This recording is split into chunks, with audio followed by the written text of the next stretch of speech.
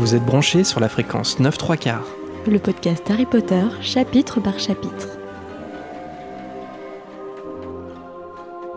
Bonjour à tous et bienvenue dans ce nouvel épisode de Fréquence 9/3/4. Je suis Marina. Et je suis Jérémy. Au dernier chapitre, cette satanée ombrage nous a mis des bâtons dans les roues en essayant d'annuler l'armée de Dumbledore. Et pire encore, elle était à 2 doigts, littéralement, en même plus, de capturer Sirius Black. Alors pour pas se décourager et continuer de lutter tous ensemble contre le ministère, on a vu les choses en grand, on est venu poser nos micros au bal des sorciers pour enregistrer en public, ça doit s'entendre peut-être à l'audio. Comment ça va tout le monde ? Ils sont venus par centaines à l'abbaye de Moncel. Bruit de stade. Ouais, au moins. Quelle popularité. Désolé par avance s'il y a un petit écho. On est dans une abbaye, voilà, l'abbaye royale du Moncel pour le bal des sorciers. Un très beau décor. Oui. C'est un podcast. C'est la 2e fois pour nous. Et nous sommes sur une scène cette année. Oui. On a monté en grade. On a monté en grade, ouais. Qu'est-ce que ça sera l'année prochaine, hein ? Il faudra adhérer ça. Ça sera filtré à l'entrée et on fera payer les selfies. C'est ça.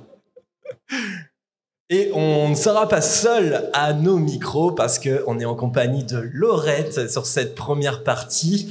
Bienvenue à toi Laurette, comment ça va ? Merci beaucoup, ça va très bien. Pas trop la pression. Ça va ? Un peu, la scène, ça joue un peu quand même. Ouais, même pour nous. Ouais, voilà. Mais non, sinon ça va. C'est sûr que c'est pas le mode facile pour commencer. J'y avais pas réfléchi avant de candidater pour cet épisode en particulier, j'avoue. C'est pas ce que t'avais en tête. Non, pas forcément. Donc Laurette, t'es une auditrice de la fréquence, comme la plupart des invités qu'on reçoit. C'est juste que t'es sur scène, en public. Ouais, c'est ça. Mais on déroge pas à la règle, on va te poser les petites questions habituelles quand on reçoit des invités. Ouais. D'abord, quand est-ce que t'as découvert Harry Potter et c'était dans quelles conditions ? Est-ce que c'était par les livres, les films ? Dis-nous tout. Et où habites-tu ? Que fais-tu dans la vie ? Es-tu marié ? Tu es marié ? Divorcé ? Pas divorcé ? Dis-nous tout, on est entre nous par contre. Dis-nous tout. Alors, moi, j'ai découvert Harry Potter, je pense quand j'avais 7 ou 8 ans. J'ai 31 ans, donc ça fait un moment. J'ai découvert par les films largement, parce que du coup, en fait, avant de lire les livres, je les ai tous lus maintenant depuis longtemps, mais j'ai découvert d'abord les 4 premiers films. Ok. Et en fait, j'ai commencé à lire, j'ai lu dans l'ordre, après j'ai repris au tome 1, mais j'ai commencé à lire, je pense, après avoir vu La Coupe de Feu au cinéma. C'est le premier d'ailleurs que j'ai vu au cinéma, parce qu'avant j'étais un peu jeune, parce que j'ai calculé, j'avais 11 ans quand La Coupe de Feu est sortie au cinéma. Donc, tu es un peu plus jeune que nous, ça veut dire. Je fais le calcul dans ma tête. Pas tant, j'ai 3 ans de moins que toi, Jérémy. Ah, ok. Donc, moi aussi, 91. Ouais, voilà. Je connaissais pas ta date de naissance, Marine. Et du coup, La Coupe de Feu, ça t'a pas fait en film, ça t'a pas fait abandonner la saga ? Non, parce qu'en fait, j'avais pas lu les livres du coup encore. Mais le montage, ça t'a pas rendu épileptique ? En fait, à l'époque, je pense que, outre le fait que je connaissais pas grand-chose au cinéma parce que j'avais 11 ans, j'étais surtout focalisée sur le fait que ce film m'a fait trop peur, en fait. À 11 ans au ciné, franchement, j'avoue que moi, puis moi, de toute façon, je suis flippette. Ah, le lac, donc, franchement, le lac, le lac, c'est vrai, je me souviens que moi, déjà, j'avais flippé du loup-garou dans le film d'avant, donc... le lac et le retour de Voldemort, j'avoue, c'était beaucoup. C'est vrai. Ouais, c'est sombre. Ouais. Voilà. Et alors, un truc très particulier, je pense incompréhensible pour beaucoup de fans d'Harry Potter, j'ai mis 3 ans à lire le tome 7. Genre, vraiment. Parce qu'en fait, pour moi, c'était trop cruel de finir, quoi. Genre, c'était vraiment, ça m'avait hyper accompagné et tout. Et en fait... tu retardais le truc. Ouais, je retardais le truc. Ouais. Je l'ai acheté jour 1. Je l'ai commencé et je l'ai vraiment... je le posais et je le reprenais. Je faisais des pauses de plusieurs mois et tout, parce que je me disais, mais je vais faire quoi quand j'aurai fini. Suivre quand même. Je pense que je reprenais un peu avant à chaque fois de là où je m'étais arrêtée. Mais ouais, voilà, ça a été terrible. Et quand j'ai fini le 7, c'était hyper dur du coup. Et L'Enfant Maudit n'a pas été à la hauteur de... C'est ce que j'allais dire, voilà. J'ai lu L'Enfant Maudit après. Ouais, après j'ai lu L'Enfant Maudit et c'était assez terrible. Ok. Et est-ce qu'il y a un livre et un film qui se détachent plus que les autres Alors, moi j'ai trop du mal à faire des choix. J'y réfléchis vraiment, mais je pense que mon livre préféré c'est La Coupe de Feu, pour le coup. Mais du coup, maintenant que je connais les livres par rapport au film. Bon, grosse déception du film. Et par contre, pour le film, c'est dur pour moi de choisir entre Le prisonnier d'Azkaban, comme beaucoup, et Les reliques de la mort partie 1, qui n'est pas forcément très aimé, je crois. Ouais. Mais bon, c'est très contemplatif et moi, j'adore ce genre de film, donc je l'aime beaucoup. J'aime beaucoup les couleurs aussi. Et puis, ça change, en fait. Ils sont pas à Poudlard du tout. Et c'est la première fois. Ouais. Et c'est sympa de voir autre chose aussi, je trouve. Ouais, c'est ça qui m'a un peu perturbée. Le fait qu'ils soient en dehors de Poudlard. Ouais, en même temps, Parce oui. que oui. j'aime bien à l'intérieur de Poudlard, c'est quand même cosy malgré tout ce qui s'y passe. J'arrive quand même à me détendre. Non, mais oui, je suis d'accord en plus. Mais c'est vrai que, du coup, pour le cinéma, c'était cool de changer un peu, je trouve. Je me souviens que j'étais un peu dubitatif quand c'était annoncé que ça allait être en 2 parties, les reliques de la mort. Ouais, moi aussi. Et puis en fait, la partie 1, avec le temps, moi, j'apprends à l'apprécier de plus en plus, ce film. Avec la maturité. Ouais. La maturité, avec un bon vin rouge et du chocolat noir, 70%. T'as pas le fauteuil, on a le fauteuil inclinable. Il te manque les charentaises. Et c'est bon, on y est. Révèle pas tous mes secrets. Pour ceux qui ont l'image, on voit un petit peu ta maison de Poudlard, mais je vais être encore en minorité. Pour ceux qui sont en podcast audio. Oui, je suis serre d'aigle. Effectivement, ça se voit aujourd'hui. Est-ce qu'il y a des serres d'aigle dans la salle? Ils sont partout. J'ai entendu des bouts. Est-ce qu'il y a des serpentards? Des griffons d'or? Et les poufs-souffles, on ne demande pas, ça sert à rien. Et les poufs-souffles? Je vois du jaune quand même. Hein. Attention, faut pas se lever trop d'eau. Bien sûr que je suis serre d'aigle, j'ai des notes. Waouh! Ouais. Oui, c'est vrai, ça c'est. Après, la plupart de nos invités ont des notes et tout. Ouais, carrément. Ouais, en vrai, ça m'étonne pas trop. C'est un peu impressionnant quand même. C'est cool, bravo Laurette d'être là. Merci. Avec nous. Et puis, tu vas nous accompagner sur cette première partie, parce que c'est ça qu'on peut dire un peu aux auditeurs et aux auditrices. Comme l'année dernière, on va enregistrer ce chapitre en 2 parties, puisque l'événement est sur 2 jours. Donc là, nous sommes samedi après-midi et on enregistrera également dimanche matin à 10h15. On a 1 heure. Et on a chaque 1 partie. heure. Donc, on va... J'ai déjà briefé Jérémy. Ouais. On n'a pas l'habitude d'avoir des contraintes de temps. Ouais, mais là, Ah bah oui, ça c'est sûr. Ouais. Donc, et on aura une deuxième invitée auditrice sur la seconde partie de ce chapitre. Mais après, ça change rien pour le podcast en soi. Ça va être Non, il sera en une seule fois. en une seule fois, Ouais. comme d'hab. Et puis, si tout va bien, on met la vidéo sur YouTube pour tout le monde. Voilà, comme c'est un enregistrement assez spécial. Et n'hésite pas à nous couper si jamais tu veux intervenir et on ne voit pas forcément. Pas Ça de souci. arrive, les enregistrements directs et tout. Ouais. On se coupe la parole, on se fait des petits signes. Sois libre de nous interrompre, il n'y a pas de Très souci. On le prendra mal un peu, mais pour le public, c'est bon. Super sympa, coupe-nous la parole. Surtout que c'est Marina là, sur la première partie, donc tu peux y aller. J'aime bien. Bon, tout est prêt, je crois, pour organiser le premier cours officiel de l'armée de Dumbledore. Alors plongeons ensemble dans ce nouveau chapitre du tome 5. Harry Potter et l'Ordre du Phénix. Chapitre 18. L'armée de Dumbledore. Nous retrouvons nos petits sorciers en cours de sortilège où ils parlent de l'attaque de la main Gate. Rappelez-vous, à la fin du chapitre précédent, alors que Sirius parle avec Harry via la cheminée de la salle commune de Gryffondor, la main d'ombrage est apparue pour tenter d'attraper sur le fait Sirius. Et le cours de sortilège est le moment idéal pour avoir ce genre de discussion, pour échapper aux oreilles indiscrètes. Tout le monde s'affaire à ces différentes activités. Le bruit ambiant couvre leur voix. Moi, j'appelais ça des cours récré. Désolée pour les profs de techno et compagnie, mais pour moi, c'était le moment où on gossipait avec les copines. Les cours de sortilège de Fleetwick, c'est un peu mes cours d'art plastique, moi, au collège. Tu l'avais déjà dit, Jérémy, je me souviens. Oui. Mais je crois que ça fait... Ouais, c'était au dernier épisode ou avant-dernier, je crois qu'on se répète. Mais Là, en on tout a un cas- public avec beaucoup de rêves, donc du coup, on est là. Tu l'as déjà dit, ça, Jérémy. Non, mais Tu je me- répètes pas trop. je m'en souvenais parce que je me suis dit, moi, en relisant le chapitre, que effectivement, il y a les cours d'art plastique, de techno, tout ça, et eux, c'est toujours le cours de sortilège. Enfin, Oui, un peu ouais. celui de divination aussi, mais comme ils sont pas tous les trois, sortilège, c'est toujours. Ouais, pour avoir des petites discussions privées. Potion, ça pourrait, mais pas avec Rogue. Ouais. En Et plus, oui. oui. En plus, là, c'est dit que le temps est exécrable Oui. et qu'il y a des grêlons sur les toits, donc Mm. c'est encore pire que d'habitude. Un bon temps d'automne. Ouais. Donc, selon Hermione, au vu des événements, c'est sûr qu'Ombrage a lu le courrier d'Harry. Et ce dernier a une révélation. Est-ce qu'elle serait allée jusqu'à attaquer Hedwige ? Hermione en est presque certaine. Bravo Sherlock.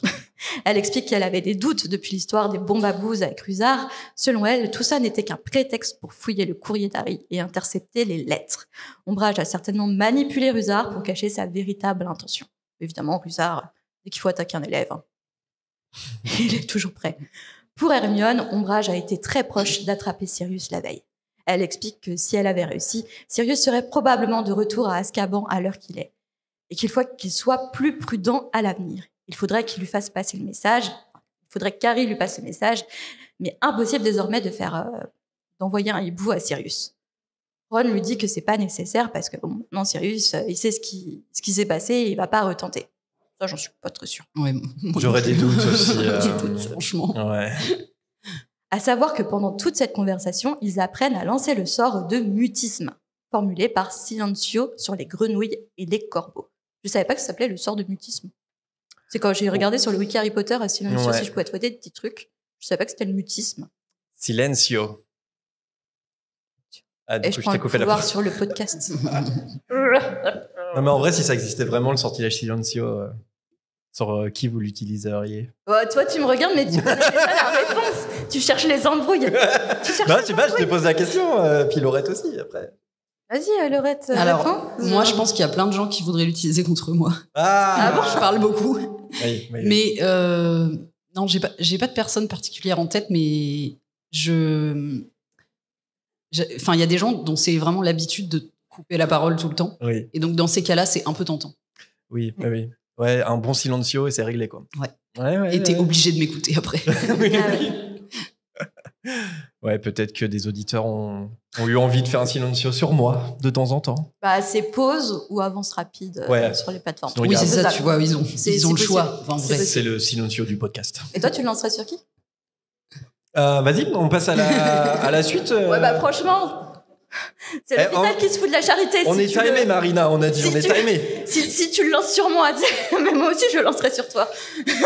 Vas-y, 1, 2, 3, silencio. Pour ceux qui ne savent pas, nous sommes mariés. Voilà, donc c'est d'où l'embrouille en fait. Alors, où j'en étais?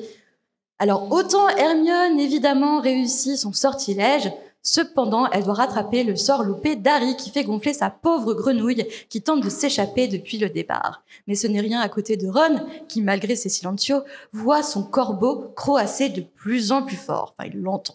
Hermione lui montre la bonne gestuelle et Ron, avec sa petite fierté mal placée, se défend en disant que c'est bien plus simple de lancer ce sortilège sur les grenouilles. Pas de souci, Ron, pas de souci.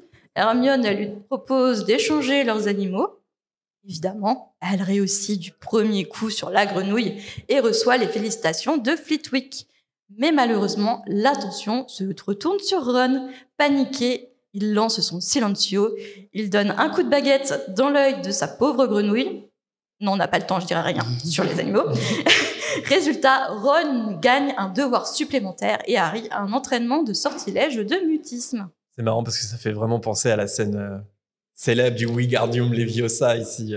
Ron qui dit vas-y, fais-le toi, si t'es plus forte que tout le monde. Ah oui. En plus, il le savait qu'elle allait réussir, que c'était pas une question d'animal. Et puis Hermione, elle est en train de faire 1000 autres trucs en même temps, mais elle. Ça l'empêche pas de faire le truc parfaitement. Elle s'entraîne, elle fait des théories, machin, comme d'habitude, multitâche. Alors c'est dit quand même que là, la grenouille, elle essaye de s'enfuir.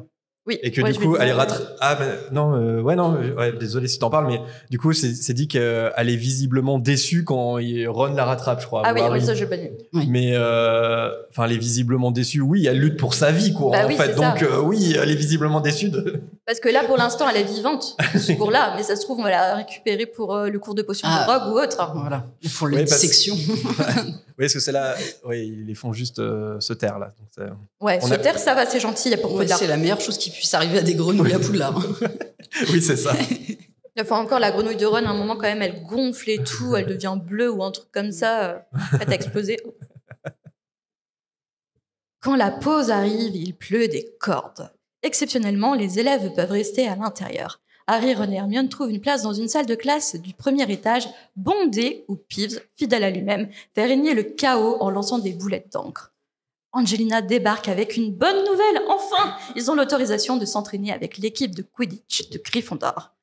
Bon, pas grâce à Ombrage, évidemment. Angelina a été voir directement McGonagall pour lui expliquer la situation et la directrice de Gryffondor a certainement, Angelina le suppose, demandé à Dumbledore d'intervenir et de faire céder l'inquisitrice.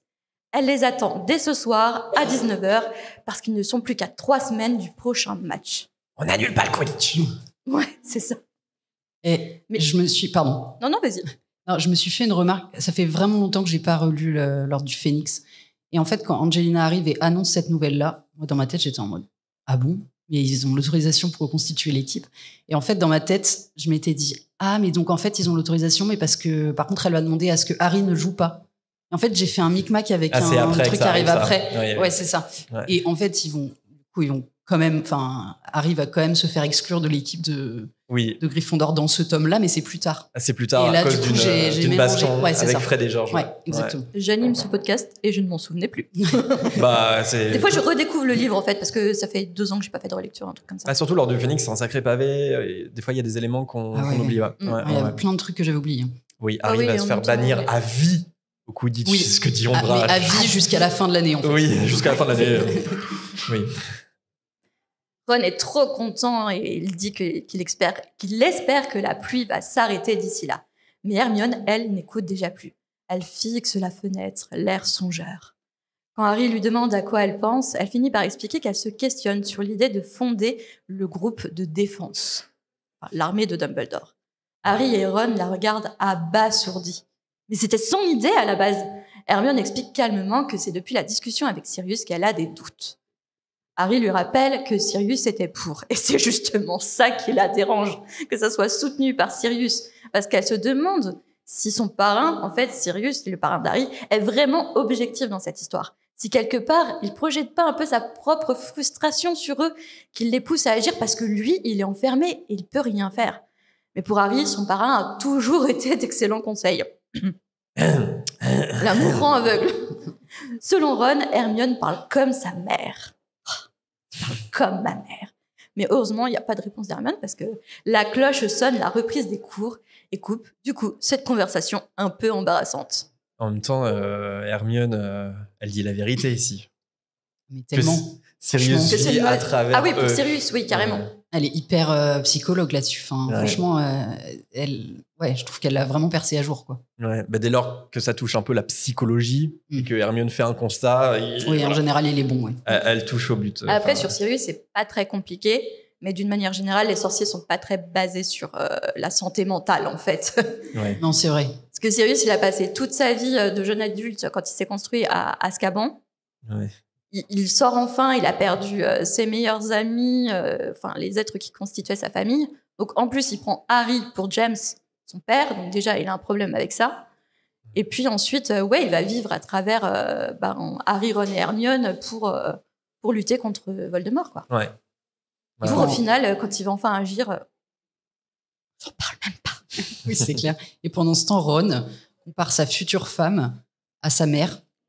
Ah Et waouh, franchement, waouh, révélation. mauvais là, ouais. bail, hein. Ouais, C'est on pas un parle truc de à faire. psychologie, là, il y a un truc. Faut creuser là. Il y Ça, a- c'est pas le complexe d'Oedipe. Si, c'est freudien là ce qui se passe là. En tout cas, il n'y a rien qui va. Hein. Moi, je pense que vraiment. Ah mais c'était- je verrais plus cette phrase comme avant là. Parce que là, oui, Waouh. en fait là, il le dit sur le ton de reproche. Mais oui, en Mais plus. peut-être que petit à petit, c'est. Oh, tu me fais penser à ma mère. mais mec, tu vas épouser ta mère en fait. Peut-être qu'il le voit pas encore ce truc là. C'est vrai qu'elle a un côté Madame Weasley. Hein. Mais clairement, il y a un peu de ça. En tout cas, de pourquoi Ron et Hermione finissent ensemble. Enfin, en tout cas, ce qui plaît. Ça se trouve, ce qui plaît, c'est le à fait qu'elle Ron. soit un peu rigide. Un peu. Ouais. Waouh, on Non, va mais- basculer dans des trucs là. Non, je me suis pas trompée de terme. J'ai enlevé le F. J'ai pas. J'ai bien dit rigide. Enfin, voilà, elle est un peu dans le contrôle. Surtout que frigide, apparemment, avec Chrome, elle l'est pas beaucoup. Donc, Hermione. Oui, Avec Ron. Avec Chrome. oui. Ah, on en a discuté la dernière fois. C'est bisous, bisous, Oui, quoi. bah, oui. Après, chacun fera son headcanon. Oui, c'est ça. On fera un after show sur la vie intime d'Hermione. Est-ce qu'elle l'a fait? Est-ce qu'elle a fait la chose ou non avec Ron? Est-ce qu'elle l'a fait? Chaud. Le titre du bonus, est-ce qu'elle l'a fait? Est-ce qu'elle l'a fait? Ça tourne mal. Vidéo sur YouTube. La réponse va vous étonner. Ah oui. Que se passe-t-il dans les buissons au bal des sorciers? La 10e réponse va vous étonner. Bah voilà, on a digressé. Il y a des enfants dans la salle? Non, c'est bon. Non, c'est bon, c'est Ok, on continue. Est-ce qu'on perd de futurs auditeurs et auditrices? Sûrement. Le soir, Harry et Ron se rendent à l'entraînement de Quidditch et le temps est catastrophique. Fred et George veulent sécher le Quidditch. Tu vois, ils veulent pas l'annuler, mais ils veulent sécher le Quidditch quand même. Et pour sécher, ils veulent utiliser leur fameuse boîte à flemme. Mais malheureusement, les jumeaux ont proposé de vendre à Angelina des pastilles de gerbe. Donc elle va pas être dupe, hein. Elle va deviner les effets. Mais ils n'ont pas présenté toutes leurs inventions. Les berlingots de fièvre. Je me demande si certains, suite à notre épisode, ont été voir la vidéo des berlingots avec le Québécois. Non. Non. Pardon. Ce qui attire l'intérêt de Ron, est-ce que ça marche vraiment, les berlingots de fièvre? Alors, pour le moment, les jumeaux lui répondent qu'effectivement, ça fait bien monter la fièvre. En fait, il faut supporter l'effet secondaire, quoi. En gros, ça fait pousser des furoncles au mauvais endroit. Et ce mauvais endroit, il n'est pas idéal pour un entraînement confortable de Quidditch. Voilà, je vous fais pas un dessin. De toute façon, en arrivant, Angelina désintègre tous leurs espoirs. D'accord, le temps, il n'est pas idéal, mais il est probable que ce soit la même météo lors du prochain match qui sera contre les Serpentards. Et en passant, elle dit si Harry peut trouver une solution pour la buer sur ses lunettes, ce serait quand même pas mal.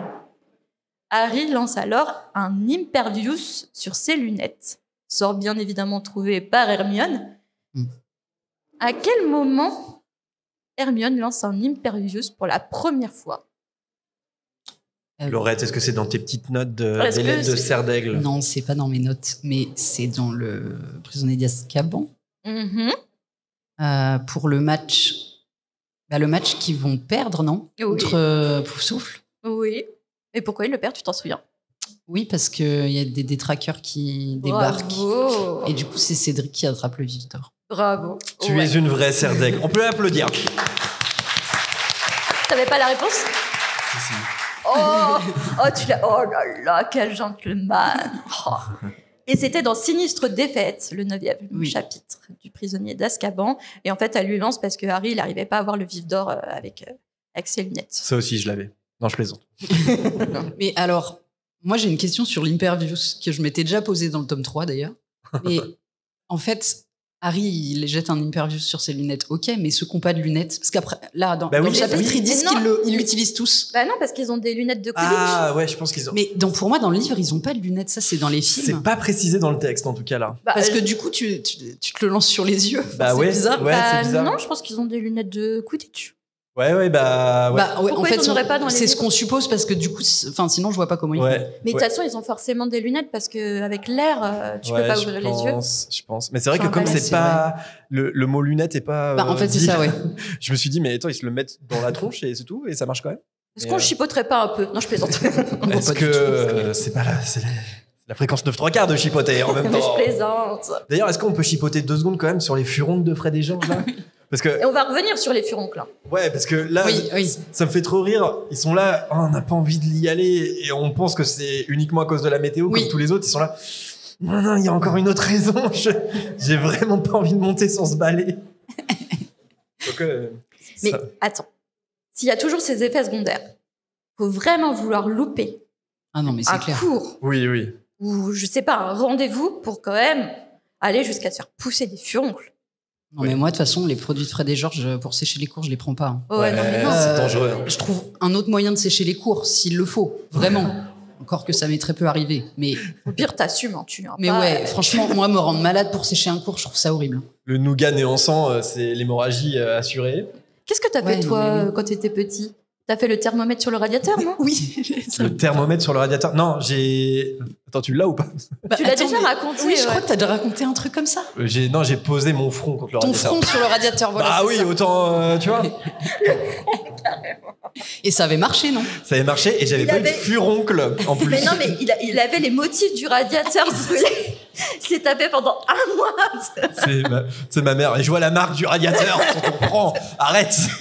Faut vraiment que t'ailles à l'école, justement. Je l'ai fait une fois, mon professeur de musique au collège était terrifiant. Voilà. Ah, ouais, c'était je pour de la comprends. musique? Ouais. Attends, t'as même pas utilisé pour des maths ou un truc comme ça, Même quoi. pas. Attends, mais toi, tu disais que les cours de techno, pour toi, c'était récréation. Bah ouais. Moi, mon prof de techno de 6e, il était absolument terrifiant. Ouais. Ah ouais. Il avait le gabarit d'Hagrid, pour de vrai. Genre, il était terrifiant et il hurlait constamment. Et j'ai séché plein de cours de techno. Et ma mère le savait, hein. Enfin, parce qu'en fait, j'étais terrifiée d'aller à un cours et ma mère, elle me gardait à la maison, quoi. Parce que franchement, il me faisait trop peur. Et puis, elle était en mode, en plus, on s'en fout, c'est de la techno, quoi. Enfin, Ouais. Voilà. Bonjour les profs de techno. Bonjour à tous les profs de techno qui nous écoutent. La suite de mes études a été peu portée sur la technologie, je vous cache pas. Oui, moi aussi. Donc du coup, Harry lance l'interview sur ses lunettes. Parce que moi, je pense à ses lunettes de Oui. Quidditch. J'avais pas pensé à Ouais, ses ouais, lunettes ouais. de vue. Bah, peut-être. Et toute l'équipe limite sur l'impulsion d'Angelina. On va Mm. partir du principe que c'est les lunettes. La buée, c'est réglé, mais pas la visibilité. Et c'est ça, je me dis, ouais, en effet, la buée, ça te règle, mais en fait, ouais, la visibilité, en fait, comment dire, de l'air ambiant, tu vois rien, en fait. Ouais, là, en fait, je crois qu'il pleut Ça sert à vraiment rien, en fait, l'interview. plus que Bah, à la oui. 3e année. Là, je crois que c'est vraiment la tempête, quoi. Non, puis, en fait, ils disent quand même que ils ont mis en jeu un seul des deux cognards et Carrie ne le voit pas. Ouais. Mais oui. Tu te dis, c'est quel niveau de Voit dangerosité Donc les d'entraînement. batteurs, ils sont là. Ouais, c'est ça. C'est ça. Tu peux Ça ressemble taper à sur Ils tes se voient même pas coéquipiers entre et eux, tout. quoi. Non, mais ouais, c'est ça. Non, mais de toute façon, pour moi, c'est dangereux, le Quidditch. Oui, je suis C'est d'accord. hyper dangereux. Et puis moi, il y aura toujours un mystère. Ah mais non, mais dans les livres, il y a des sièges sur les balais. Et pas dans les films. Dans les livres, il y a des sièges sur les balais. Bah, c'est ce que je me demande. Après, c'est ouais. Parce que pour n'importe qui... Non mais... Je digresse, mais rapidement, parce que c'est toujours un mystère pour moi.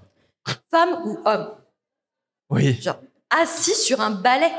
Ouais, Les gars. mais je pense qu'il y a des petits coussins, il y a des petits coussinets, Mais oui. il y a des. il y a Mais des déjà, trucs. pour les hommes, quand même... Ouais, puis en déjà fait, que le sinon, de vélo, toute façon, peut ça être tient compliqué pas, pour je vous. pense. Enfin, je veux dire, Ouais. c'est Mais oui, ça comment glisse, tu- un manche à balai, quoi. Ouais. Et puis comment tu... Mm. Mais il me semble que. Et pourtant, j'ai fait du ballet au studio Harry Potter. Et... je pense que Et avec succès, je c'est une dois dire. réussite. Enfin, la vidéo est légendaire. mais je crois qu'on en parle un petit peu dans le Quidditch à travers les âges, comme quoi justement les sorciers au tout Ah Il y a début. des sièges, non? En fait, au tout début, ils étaient vraiment sur des balais nus. Et Ouais. en fait, c'était horrible, quoi. Au bout d'une heure de trajet, t'en peux plus, quoi. Je veux dire, les normal. balais étaient nus. Les balais étaient nus. Oui, enfin, oui. Pour être en symbiose avec l'air, ils étaient nus. Ouais. Tu vois, en fait, le secret magique, c'est on a demandé aux sorciers de se cacher des moldus parce qu'ils étaient nus tout le temps, en fait. C'est pour ça. Ah, j'ai une vision des mecs sur le balai, de par en Oui. dessous. Ouais, ouais. Je vais Est-ce laisser que ce imaginer. sera coupé au montage? Non. Oh non, de toute façon. Non, ça on assume. Non, ça va. C'est si je vais plus loin, ça sera Mais coupé au moi, montage. j'imagine que c'est quand même confortable et qu'il fait, tu sais, genre Nimbus 2000, genre Oui, c'est mais toi, présenté t'es comme... sadomaso, Jérém. Non, je plaisante. Donc évidemment que tu aimes bien le ballet. Pardon. Ouais, si on doit couper un truc, c'est ça. tu vois. Voilà, je peux pas m'arrêter comme ça. C'est pas possible. C'est pas possible, désolé. Allez, on revient sur la buée, Ouais, c'est beaucoup plus safe comme... Donc, Angelina lance le signal du départ, Harry s'envole aussitôt, mais la visibilité est quasi nulle. Impossible de distinguer quoi que ce soit dans cette tempête. Il se demande comment il pourrait repérer le Visdor par un temps pareil, alors qu'il a déjà du mal à voir le cognard, comme tu l'as dit. Après une acrobatie pour éviter d'être désarçonné, il réalise que personne ne voit personne sur le terrain. Et le vent souffle de plus en plus fort, la pluie n'arrange rien, donc au bout d'une longue heure, Angelina finit par abandonner. Trempée, épuisée, l'équipe rentre au vestiaire frustrée et glacée. C'est quand même long, 1 heure, hein, avant d'abandonner. Carrément. Fred et George, Voilà, les couverts de furonques sur leur petit as, se plaignent en se changeant. Et Fred Ils ont dit le que caleçon qui saigne et tout. Fred dit qu'ils sont plusieurs. Il y a plusieurs qui ont éclaté. Ah. Tandis que Georges, c'est dans le livre là, c'est pas moi, c'est pas ma digression, j'ai rien imaginé. C'est pas moi cette fois-ci. Tandis que Georges grimace en expliquant que les siens grossissent et le font terriblement souffrir. Tu crois que quand ils les vendent, il y a une notice, tu sais, un peu comme un médicament, et il y a dans les effets secondaires, il y a Après, attention, furon. là, c'est en phase de test. Oui, c'est en phase de test, oui. Ouais, heureusement. Oui, oui, oui. Mais après, on n'a pas la preuve. Mais s'ils font des tests que sur eux et pas sur les créatures magiques, est-ce que c'est vegan? Ouais, mais par contre, ils font des tests sur les premières années, quoi. Ouais, mais ça reste vegan, du coup. Ah, sur les humains, c'est plus vegan, du coup? Non, puis c'est surtout les premières années, ils ont peut-être mis des furoncles. Enfin, bref. Bah, sûrement. Enfin, pas forcément. Je crois que les berlingots-de-fièvre, ils disent qu'ils sont les seuls à les avoir testés pour l'instant. Ok. Par contre, effectivement, ils leur font tester plein de trucs aux premières années, des boîtes à flemme aussi. Ouais. Après, contre de l'argent, ça se fait en vrai dans les labos et tout. Bah, d'ailleurs, c'est ce qu'ils font, ils les payent, il me semble, les premières années. Mais ça se passe réellement, ça, dans la vie et tout. Dans les salles d'attente du CHU, j'ai déjà vu des annonces pour tester des médicaments, des choses comme ça. Et t'es rémunéré à la fin. Jamais je fais ça. Mais Fred et Georges, ils font avancer la science, en fait. Hein, voilà. C'est des scientifiques. Que dire de J'aurais plus pas été jusqu'à la science. Mais bon. La science magique. En tout cas, ça leur réussit, quoi, au final. Harry, de son côté, ressent une douleur fulgurante dans sa cicatrice. Comme un éclair, soudain, sans prévenir, et ce n'est jamais bon signe. C'est alors qu'Harry pousse un cri. Sa cicatrice s'est mise à brûler avec une intensité qu'il n'avait pas ressentie depuis longtemps. Il prétend s'être mis sa serviette dans l'œil. Oui. C'est nul. Mais Ron comprend au regard éloquent d'Harry que ce n'est pas la vérité. Quand l'équipe quitte les vestiaires, Harry et Ron restent en arrière. Ron lui demande si c'est bien sa cicatrice et Harry acquiesce. C'est ma cicatrice. Ça revient beaucoup, il faudrait faire un best-of en les livres. Cicatrice. Mais honnêtement, moi, je préfère que ça soit la cicatrice que Fred et Georges. Hein. Je préfère ressentir la douleur de Harry que celle de Fred et Georges, actuellement. Ouais, ça dépend de l'intensité. Ouais. Je sais pas. Moi, je pense que je suis team Jérémy. Oui, c'est vrai, c'est fulgurant. Après, les furoncles, il faut les soigner quand même. Oui, c'est vrai. On a fait 10 minutes sur les furoncles. C'était attendu de toute façon. Voilà. Évidemment. Quel podcast de qualité. Faut pas mettre le mot furoncle dans Harry Potter en même temps. Pas balai non plus. Et parfois, quand je suis très fatiguée, baguette. Oui. Hélas. Il s'assoit, se frotte le front et finit par dire presque instinctivement que Voldemort est très en colère. Ces mots lui échappent comme s'ils ne venaient pas de lui, mais il en est certain. Il ressent la fureur de Voldemort où qu'il soit. Ron, il est effrayé et lui demande s'il a eu une vision, mais Harry ne se souvient que d'images floues et de voix confuses. Il comprend seulement que Voldemort veut que quelque chose soit fait et que cela ne va pas assez vite à son goût. En réfléchissant, Harry réalise que ce n'est pas la première fois que cela arrive. La dernière fois que sa cicatrice l'a fait souffrir, c'était dans le bureau d'ombrage. Et ce n'était pas de la colère qu'il avait ressentie, mais de la satisfaction. Voldemort était heureux. Il pensait qu'une bonne chose allait se produire. Mais du coup, ça se trouve, Harry il aurait pu ressentir la conception de l'enfant de Voldemort, de l'enfant maudit. Il est très heureux, Voldemort, en ce moment. Mais du coup, je me suis posé la question, qu'est-ce qui a rendu Voldemort heureux au moment où Harry il a senti une douleur à sa cicatrice quand Ombrage lui a touché la main. Et j'ai cherché, et j'ai pas trouvé. Alors, je sais plus si c'est expliqué à la fin. Peut-être une info. Ouais. Ou que Ombrage a failli attraper Sirius, quelque chose comme ça, non? En même temps, ne sais plus. Est-ce qu'il a un intérêt à Sirius Voldemort? Non, ils s'en foutent. Moi, je pense qu'ils en s'en vrai. foutent, ouais. Ouais. Mais ouais. Bah, peut-être quand on arrivera à la fin, dans les derniers chapitres, peut-être que c'est précisé la chronologie. Tiens, qu'est-ce qui a rendu Voldemort heureux à ce moment-là, particulièrement Je ne sais plus. Ouais, je vois pas. Ouais. Moi non plus, j'ai pas. Mais moi, je me suis posé la même question pour là, ce moment-là. On sait pourquoi il est très en colère là, à ce moment-là. Bah, en fait, Harry le dit un petit peu, ça va pas assez vite à son goût. Ah bah si, bah oui, on voit après, c'est en fait la recherche de la l'arme, prophétie. en fait, la prophétie, ouais. Ouais, Oui, il ok. le dit par la suite dans ma partie. Oui, c'est pas, c'est c'est ça. pas plus précis que ça. Non, je ok. crois pas que ça soit plus précis que ça en vrai. Je pense que c'est encore, comme pense Harry, c'est que l'ordre du Phénix a encore contrecarré ses plans et ça l'énerve. À moins qu'il y ait un événement là précis qui Ouais, soit en fait, passé, c'était ma question, mais je suis pas sûre qu'on sache ça. Ouais. Non, je pense pas. On fera le rewind. Puis surtout, Quand je on pense que arrivera ça à a la- le Oui, c'est coup ça. que son armée de mange-morts n'arrive pas à se défendre face à l'armée de Dumbledore, qui sont beaucoup moins nombreux, j'ai l'impression. C'est ça. En même temps, t'as qu'à bouger de chez toi, Voldemort, un peu, là. Bouge pas beaucoup. Alors, où j'en étais Et donc la veille de leur arrivée à Poudlard, la douleur était revenue, et cette fois-ci, c'était associé à la colère. Ron lui fait remarquer qu'il semble capable de lire dans l'esprit du Seigneur des Ténèbres. Mais Harry le corrige, il ne perçoit pas ses pensées, en fait, il perçoit seulement son humeur. Dumbledore lui avait déjà parlé du lien qui existe entre eux et que sa cicatrice réagit aux émotions de Voldemort. Ron lui conseille d'en parler à quelqu'un, mais Harry lui répond qu'il ne peut plus écrire à Sirius, puisqu'Ombrage surveille les éboues et les cheminées, et quant à Dumbledore, il est déjà au courant, alors bon, à quoi bon. Ron insiste, mais Harry préfère changer de sujet et propose d'aller s'entraîner à jeter le sortilège de mutisme. Wouhou!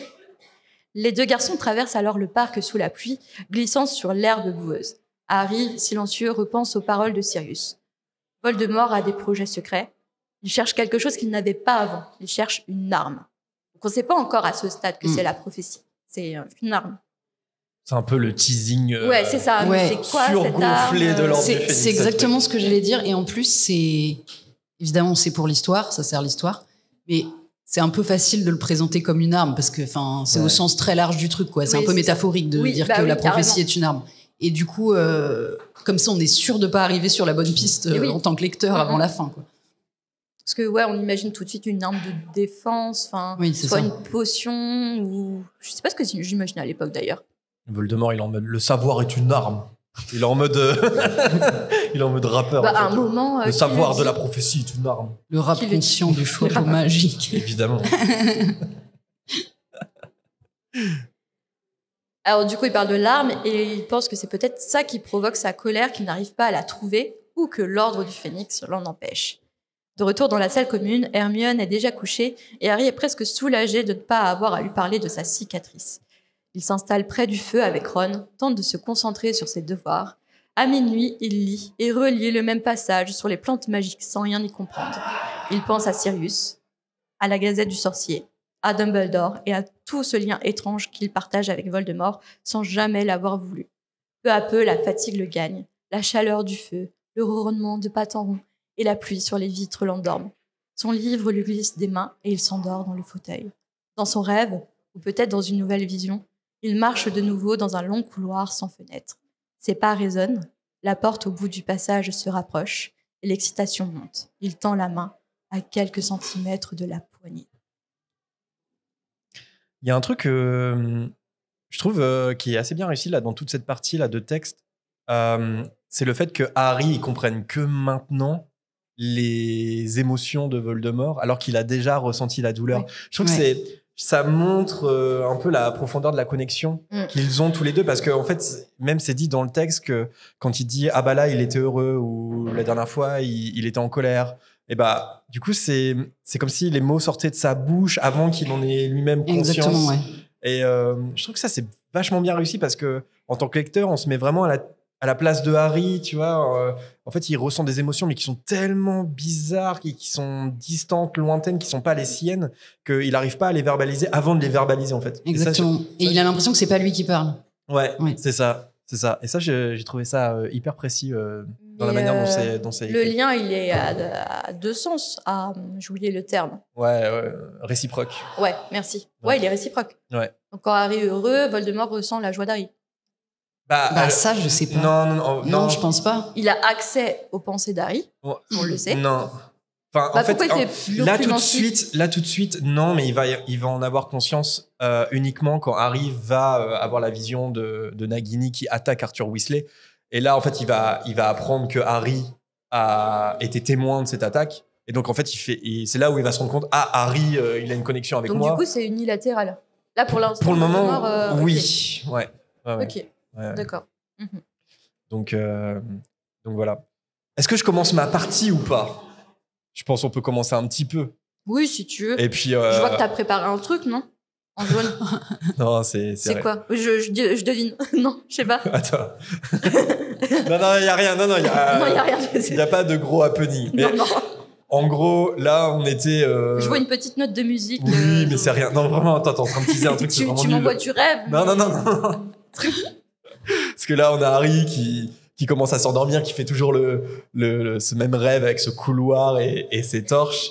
Et Harry, il est sur le point, du coup, comme tu as dit, d'ouvrir la porte dans son rêve. Et là, il y a une petite voix bien connue qui le réveille. Du coup, c'est juste la voix. Ok. Et la petite voix qui le réveille, ça fait coucou. Voilà. C'est... Ah non, je croyais que t'allais mettre la rêve de Miss Jirachi. C'était comme ça. Ah oui. Coucou. Mais c'est un peu Dobby. Coucou. Voilà. Ah, je suis déçue du teasing. Je me suis teasée moi-même et du coup, je me suis auto-déçue. Et oui, parce que c'est Dobby, bien sûr. Dobby caché dans le noir, bien creepy comme à son habitude. Ça doit faire peur quand même, un Dobby dans le noir comme ça qui te réveille. Enfin bref, c'est pas sa première fois en plus. Ouais, en plus, il est coutumier du fait. Ouais. Dobby qui est venu rapporter Edwige à Harry. L'elfe explique que le professeur Goplanche l'a autorisé à lui remettre Edwige et que d'après elle, tout va très bien pour la chouette désormais. On C'est est bon, je peux rassuré. respirer. Tu peux respirer. Elle ne meurt que dans le tome 7, je le rappelle. T'es horrible. Non, mais préparez-vous pour cet épisode si on arrive jusque-là, parce que je vais pleurer. Hein. Ça va être horrible. Il va pas falloir le rater, celui-là. Super. C'est un petit avant-goût. Non, mais ce sera tout en émotion. Harry remercie Dobby et il caresse la tête d'Edwige. En observant l'elfe, il se rend compte qu'il porte plusieurs couches d'écharpes et de chaussettes en tout genre. Alors il demande à Dobby si, par hasard, c'est pas lui qui prendrait tous les vêtements tricotés par Hermione. Mais Dobby explique qu'il partage aussi tous les vêtements qu'il trouve avec Winky. Mais hélas pour elle, elle ne va pas bien du tout en ce moment. Elle boit et elle ne veut pas vraiment de nouveaux vêtements. Mais du coup, tu connaissais pas Winky quand tu as découvert Non. le roman La Coupe de Feu. Non, puis Tu as en fait, découvert tout un arc bah ouais. d'histoire Et que puis tu la connaissais pas. résolution à la fin.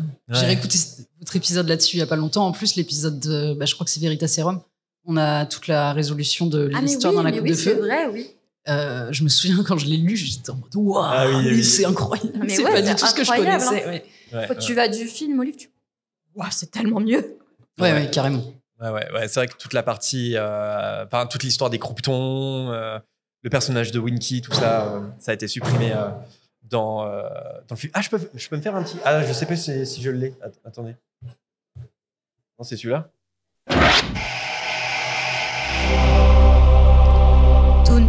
Peut-être, sans doute, que dans la série HBO, on verra Winky, on verra Ludo Bah, Verpé. c'est sûr. je Ah, pense. c'est sûr. je On pense, aura ouais. l'histoire des croupetons. Parce que là, vu ce qui a leaké déjà dans la Oui, c'est première clair, hein. saison, je Ouais. pense qu'il y aura forcément oui. Et il y aura Piz, je pense. Enfin, il y a le bagel de Vernon Dursley Oui, quand même, donc oui. je pense que.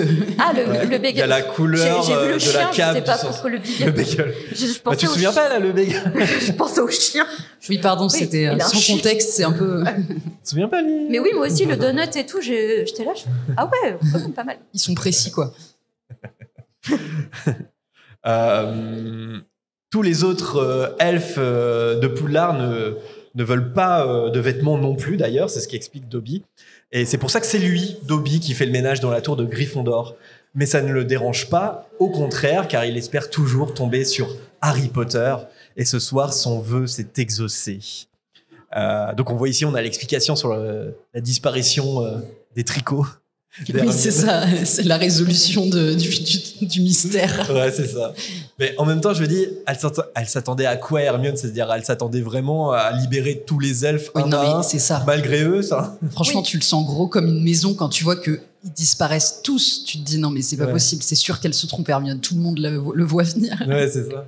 Et puis, oui, du coup, ça pose, on va dire encore qu'on part trop loin, mais ça pose la question du consentement. Parce Oui. qu'en fait, Non, mais elle bien est sûr. coûte que coûte, c'est je veux les libérer, je veux les libérer. Mais je pense que ceux qui sont à Poudlard, ils sont super bien. Parce qu'en fait, ça va pas contre leur instinct, en gros guillemets, d'être soumis à un sorcier. Et en même temps, ils sont bien traités. Parce que je pense que s'ils ont des demandes, Dumbledore, en fait, il leur donne tout ce qu'ils veulent, quoi. Oui, Parce que même Dobby a refusé un salaire et il a refusé plusieurs congés payés. oui, c'est clair. Non, 15 jours, c'est bon. Et puis en plus, je trouve que même sans ça, enfin, vous l'avez déjà dit à la fréquence, mais même sans ça, de toute façon, elle s'y prend mal. Enfin, encore Oui, une oui. fois, elle a 14 ans et voilà, Oui. enfin, c'est 15 ans et c'est ok. Mais en fait, il ne s'agit pas que de libérer les elfes. Enfin, je trouve vraiment là-dessus le parallèle est bon avec les esclaves aux États-Unis, quoi, à l'époque ok, on les libère, mais ensuite On en fait quoi? on en fait quoi? Mm, Et il faut vraiment penser un système pour l'après, quoi. Bah, carrément. Et là, pour les l'instant, tout ça accompagner. n'existe pas. Et en fait, ils sont juste livrés à eux-mêmes. Et en fait, ils risquent tous de prendre le chemin de Winky, C'est finalement. ça, c'est ça. Parce que finalement, après, où ils habitent, ils font quoi? Est-ce qu'ils sont prêts, du coup, à travailler, mais comme les sorciers, enfin, être encadrés? Qui les embauche si Oui. après ils veulent, après s'ils ont un salaire et tout ça, qui va les embaucher alors qu'il y a des elfes qui travaillent gratuitement. Enfin voilà. Ouais, non, mais ouais. Mais on devrait faire un after show sur les elfes de maison. Parce que est-ce qu'ils ont toujours été soumis aux sorciers? C'est vrai qu'en plus, on n'a pas d'infos canon là-dessus de vraiment. Comment ils sont, C'est quoi la ouais. magie qui les contraint? Parce qu'on voit bien, par exemple, quand Harry devient le maître légitime de Créature, que Créature, vraiment par la magie, il est contraint d'obéir à Harry alors qu'il Ouais, ne peut pas le c'est ça. faire. C'est horrible. Ouais, il y a bien une action des sorciers sur les elfes de maison pour qu'ils soient rendus à l'état d'esclaves, quoi. Bah oui, parce que, en fait, je me dis, c'est parce que les sorciers, à un moment donné, ils se sont sentis trop menacés par les elfes de maison qui sont très puissants, plus puissants qu'eux, en fait. Ouais. Et donc, du coup, je me dis, à un moment, t'as eu, je sais pas, une bataille contre les elfes de maison. Ils ont dû réussir à les soumettre à l'esclavage. Bah Je sais ouais, pas. c'est un gros mystère, je trouve aussi. Ouais. Je sais pas si, j'ai jamais recherché ce. Mais, en tout cas, bah oui, sur Hermione, en fait, elle a la théorie, mais en pratique, il manque encore il y a des lacunes. Et puis, Ouais, c'est ça. et puis, elle cherche à les libérer, mais en fait, pourquoi elle cherche pas aussi à les libérer de ce lien finalement? Elle est trop jeune. Oui, c'est Mais ça. finalement, mais est-ce oui, que la oui, solution, c'est ça serait de couper le lien en fait? Mais du coup, ça me fait rire. Imaginons qu'elle aurait réussi. Et ça me fait penser un peu à la fanfiction qu'on avait fait, la fanfiction collaborative qu'on avait fait sur Twitch. C'est, imaginons, bah, du coup, ils arrivent à la grande salle, il n'y a plus de repas parce que elle a réussi. C'est-à-dire qu'ils ont vraiment tous été libérés. Ils ont vraiment, et du coup, tout le monde serait un peu, qu'est-ce qu'on fait et tout. Puis elle serait là. Yes, ça y Mais est. du coup, ça pose la question de est-ce que les sorciers seraient prêts à remplacer le métier des ailes de maison? Est-ce que les sorciers voudraient, en plus, ils s'aident de sortilèges, mais être cuisinière pour Poudlard, pour nourrir les élèves? Ouais, surtout que c'est la flemme déjà, la magie. Hein. Mais enfin, oui. franchement. Ou pire, imagine, ils prennent des craquemolles ou des moldus. Ouais. Enfin, des moldus, c'est pas possible à cause du secret magique, mais imagine que du coup. Plein de bizarres. Ouais, voilà. Et en fait, on leur propose plus que ça comme possibilité de travail. Enfin, en fait, oui, c'est parce déplacer que le problème, mais ça le résout pas du tout au final. Clairement, Rusard, il aurait pu jamais devenir autre chose que concierge à Poudlard. Ouais, en c'est fait. ça. Il n'y a pas la place pour son pouvoir. Ouais. Ah, mais ouais, c'est une question à se poser. Parce qu'ils ont vraiment la flemme quand même. Parce que même pour le minage. Oui, ils ont carrément. Alors qu'il y a la magie et tout. Égard. Ouais. Bon, en tout cas, pour revenir à Dobby, il a remarqué, là, juste avant, que Harry faisait de mauvais rêves et que s'il pouvait l'aider pour quoi que ce soit, il ne faut pas que Harry Potter hésite à demander à Dobby parce que il lui est éternellement reconnaissant de l'avoir libéré. J'ai vu ça la nuit quand je t'ai observé. Edward Cullen m'a Non, montré non. comment faire. Dobby comme dans Cullen. Twilight. Dobby a observé Harry en train de dormir. Toute la nuit. Dobby adore regarder Harry Potter dormir, monsieur. Alors au début, Harry lui répond que Dobby ne peut pas vraiment l'aider, mais ensuite il repense au cours de défense. Il demande à l'elfe si, à tout hasard, il connaîtrait pas un endroit où 28 personnes pourraient secrètement s'entraîner à la défense contre les forces du mal. Et contre toute attente, Dobby répond qu'il connaît l'endroit idéal. Il en a entendu parler par les autres elfes de l'école. C'est un endroit qu'on appelle la pièce va-et-vient. Ça, j'avais un petit peu oublié. Oui. Ou sinon, son nom le plus connu, c'est bien sûr la salle sur demande. Voilà. Cette scène, ça m'a fait penser un peu dans le tome 4, quand Dobby, il sauve Harry Avec la branchifleur. avec la branchifleur. J'ai noté exactement la même Ah chose. oui, t'as noté. Ouais. Cerdaine. Ouais, c'est ça. Ouais, parce que dans le film, c'est Neville. Oui. Mais dans le livre, c'était bien Dobby qui sauvait. Alors bon, c'était une manipulation de Maugrey-Feuilleuil, enfin de Barty Croupton Junior, mais n'empêche que c'est Dobby qui sauve les miches de Harry à la dernière minute. Nerd. Et c'est un peu marrant, je trouve, dans les deux cas.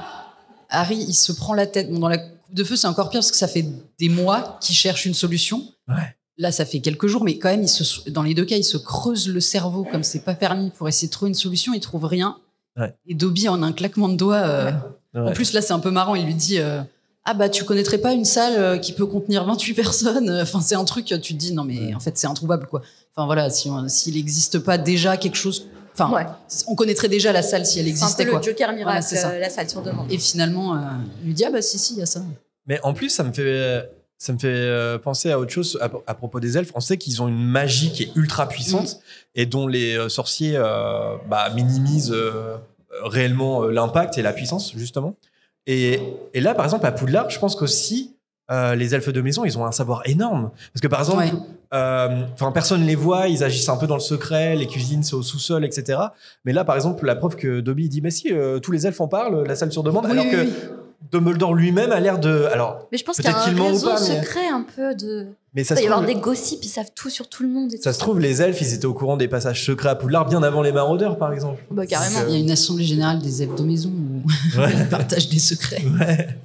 Ouais, ils doivent savoir beaucoup de secrets de Poudlard. Et il y a même des élèves, et ça on me l'avait déjà dit, mais il y a même des élèves à Poudlard, pendant 7 ans, ils sont élèves à Poudlard et ils ont même pas conscience qu'il y a des elfes de maison. Dans l'école. Mais c'est ça. Ils sont invisibles, alors pourtant ils alors sont qu'ils savent très bien qu'on peut pas faire apparaître la nourriture de nulle part. Par exemple, Ron, il s'est jamais posé la question. Certains savent, mais... Normalement, quand t'as fini Poudlard, tu le sais. Oui. En même temps, au terrier, Ron, c'est un peu... Il claque des doigts à sa maman. Oui, c'est vrai. C'est vrai. Et là... où est-ce que j'en étais ? Oui, j'en étais là. Dobby explique que du coup, c'est une pièce qu'on ne trouve que si on en a réellement besoin. Lui-même l'a utilisée un jour où Winky avait trop bu. La salle sur demande s'est alors ouverte avec un lit parfaitement adapté à une elfe de maison et avec des antidotes contre l'excès de bière au beurre. Et elle s'est transformée en cellule de dégrisement. Oui, pour moi, c'est bien. C'est la salle de désintox, du coup. C'est le remake de quand il la cache sous le drap dans la coupe de feu. Quand elle s'écroule de son tabouret dans les cuisines et qu'il la recoupe dans le drap. C'est horrible. Moi, j'ai noté, la salle sur demande peut se transformer en cure de désintox. Ouais, en rehab, en fait, si t'as besoin et tout, il n'y a pas de souci.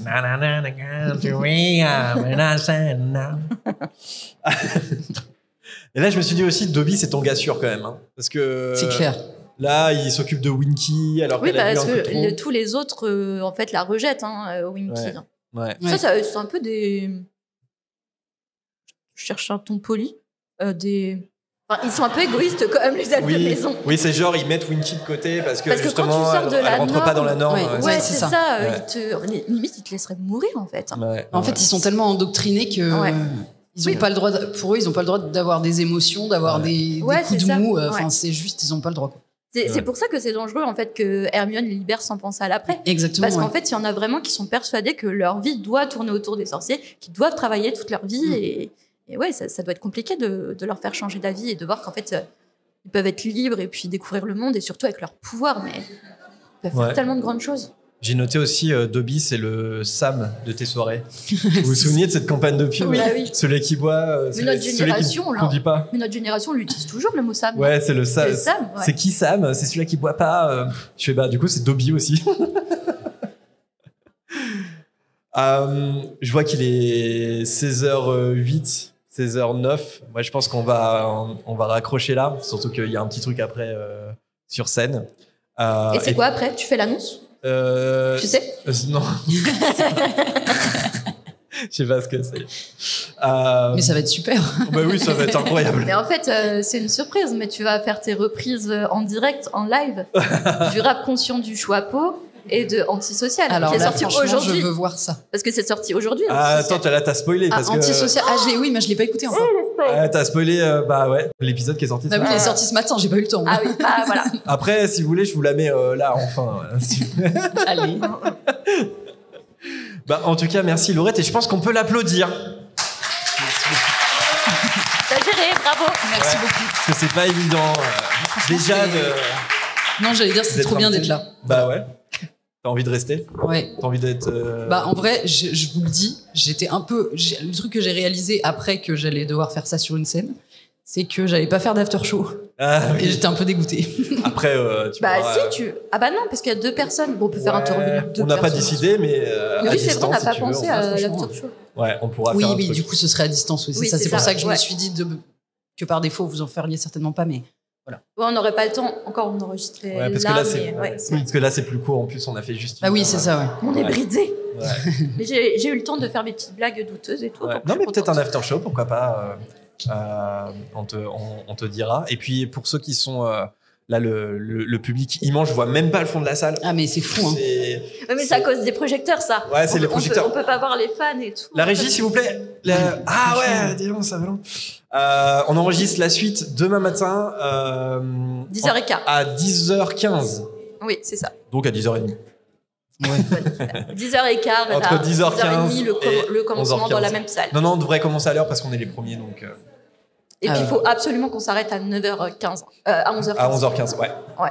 Exactement. Eh ben, merci Merci tout le monde. d'avoir assisté à et cet puis, épisode. à demain et bon bal des Et on se voit sorciers à demain. tous. Profitez bien.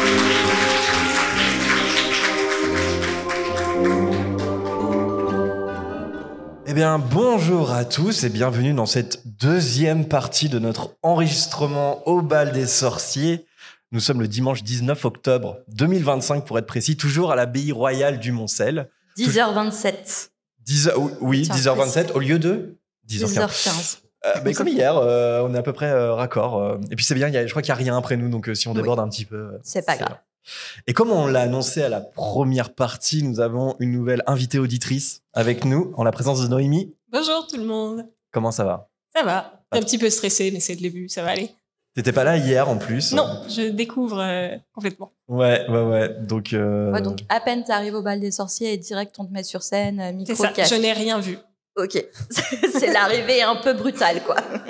et en plus, tout à l'heure, t'enchaînes avec une séance photo, dédicace et tout. Hein. Bien T'as dit sûr. que t'es la star C'est aujourd'hui. ça. Ok, ouais, ok. Ok, ça, c'est bon, t'es bien prévenu. Bon, on va te poser les mêmes questions habituelles.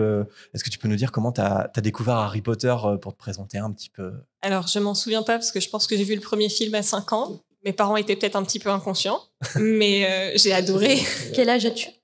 28 ans. Ah, 5 ans. Ok, d'accord. Oui. Petit c'est- calcul. Ok. Ouais. 2000 ans. Ok. Donc, j'ai vu les 4 premiers en film que j'ai adoré. Enfin, voilà. Mon enfance, c'était jouer à Harry Potter. Voilà. J'étais Hermione Granger tout le temps. Évidemment. Et à partir du 5e film, il sortait plus assez vite. Donc, j'ai commencé à lire les livres. Ok.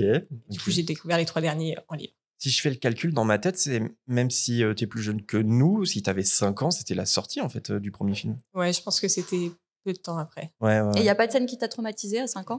Le premier, ça va. Le deuxième, la scène du basilic a été dure. J'ai toujours peur des serpents. Je sais pas si c'est Ah lié. oui. Parce que justement, il y a beaucoup de parents qui nous posent la question à partir de quel âge on peut montrer les films à nos enfants, les livres. Donc du coup, on prend les petits. Ouais, non, le premier, j'ai aucun souvenir. Le 2, je sais que je le coupais quand le phénix mourait, ce qui est quand même très bête parce que 5 secondes après, il ressuscitait. et du coup, lecture vers quel âge du coup ça... Je pense que j'ai sortie commencé à du les sang. lire à 7-8 ans. Ah oui, ouais, donc ouais, jeune. Ah ouais, c'est... Ouais, t'es Et- un peu plus jeune que nous, mais du coup, t'as vraiment vécu au rythme des sorties. C'est exactement cool. ça, voilà. Et du coup, tu préfères les livres, les films aujourd'hui? Je préfère les livres, mais j'ai toujours le visuel des films. Enfin, pour Ouais, moi, bah, les normal, personnages ont ce visuel-là. clairement. Le Poudlard ressemble à ça. C'est ce qui va être marrant. Du coup, ça va créer plus de générations avec l'arrivée de la série. C'est que les nouvelles générations vont avoir en fait dans leur imaginaire les nouveaux acteurs et actrices. Et nous, on sera l'ancienne génération, l'origine en fait. Ouais. Oui, mais attends, tu connais Harry Potter, mais le film d'origine ou la série? Parce que c'est différent. Hein. Ça va créer des scissions comme ça. Et est-ce que t'as un livre ou un film préféré? Alors, je pense que c'est pas un choix original, mais c'est le tome 3. Le tome 3. Non, mais il Déjà, faudrait parce- qu'on fasse des stats sur ça. Ouais. Il n'y a pas Voldemort dans ce tome-là, et en fait, l'arc sur Voldemort, moi, je m'en fiche. Je veux les voir à Poudlard le plus possible dans leur vie quotidienne, et l'autre qui vient tous les ans à la fin, bon. Donc là, il vient Gâcher la pas vibe. dans le 3, c'est cool. Et en plus, il y a Lupin et Sirius Black, donc que demander de plus. Ok. Et du coup, ça c'est le livre, et le film, est-ce que c'est pareil ou... Ça se dispute entre le premier, parce que dans le premier, on découvre le chemin de traverse, on découvre Poudlard, et je trouve qu'il est super beau, et le troisième, parce que j'aime bien l'histoire aussi. C'est le cocon d'enfance, le premier. C'est ça, il est tellement réconfortant. Et... Au niveau d'Halloween et au moment de Noël aussi. Ouais. Trop dodo. Et contrairement à Laurette hier, ça se voyait sa maison de Poudlard Ouais. parce qu'elle était en uniforme. Mais toi, est-ce que tu t'identifies à une maison de Poudlard? Ouais, Serre d'Aigle. Oui. Mais c'est quoi tout Full ce Serre d'Aigle. d'aigle Full Ravenclaw. possible. Putain, rien que pour tes oreilles. Voilà. Il y a une secte des cerfs d'aigle, c'est pas possible. Non, je pense qu'en grandissant, je deviens un peu plus des autres maisons. Mais ado, c'était Serre d'Aigle 100%. Ok. Ah, c'est intéressant. Est-ce que... Ah non, Parce que l'invité d'hier avait Non, il y été a serdègue pas et avait d'indice. des petites notes. Je sais pas combien de notes. Elle avait plus travaillé que nous, je pense. Ouais. C'est cool, Noémie, tu vas nous suivre. Alors, tu vas raccrocher les wagons de là où on en Est-ce était. que tu as lu arrivé. un peu le chapitre et Ça tout, tu devrait sais à peu aller. près où on en J'ai est. déjà entendu vaguement parler de l'histoire. Oui, oui. Tu connais à peu près les bails, en fait. C'est bon. Donc, on va retrouver Dobby et Harry. Dobby qui vient de réveiller Harry. Et du coup, il vient de lui annoncer qu'il connaissait la salle sur demande qui pourrait être utile pour l'armée de Dumbledore. pour les futurs cours de l'armée de Dumbledore. Donc, on retrouve Harry avec Dobby et après la révélation de Dobby sur la salle sur demande. Là, Harry, il repense à un détail, il repense à une anecdote de Dumbledore. Rappelez-vous, au bal de Noël, le directeur avait fait mention d'une salle qui s'était transformée en toilette à un moment où il en avait cruellement besoin. Et du coup, Harry, il se dit, ça devait être la salle sur demande, là aussi. Et Dobby confirme que c'est sûrement le cas, même si peu de monde connaît cette salle, car la plupart des gens tombent dessus par hasard, puis ne parviennent plus à la retrouver ensuite. Harry demande quand Dobby pourra lui montrer où se trouve cette fameuse salle sur demande, et l'elfe est prêt à lui montrer dès maintenant s'il le souhaite. Harry, il hésite à prendre sa cape d'invisibilité et faire une de ses escapades nocturnes, dont il a le secret. Mais une petite voix dans sa tête, celle d'Hermione, comme par hasard, l'en dissuade. À la place, il demande à Dobby de lui indiquer simplement comment trouver cette salle. C'est le petit ange, Hermione. Ouais. Le lendemain matin, le temps est tout aussi exécrable que la veille. Rappelez-vous, il y avait des grêlons qui tapaient contre la serre de botanique. Ça. Et justement, les grêlons tombent toujours. Ah non, c'était. Non, c'était lors de l'entraînement de Quidditch en fait. Il y avait un Et là, temps tout pourri. Ouais, Il y avait le cours de sortilège et puis ensuite ils ont pu reprendre le Quidditch.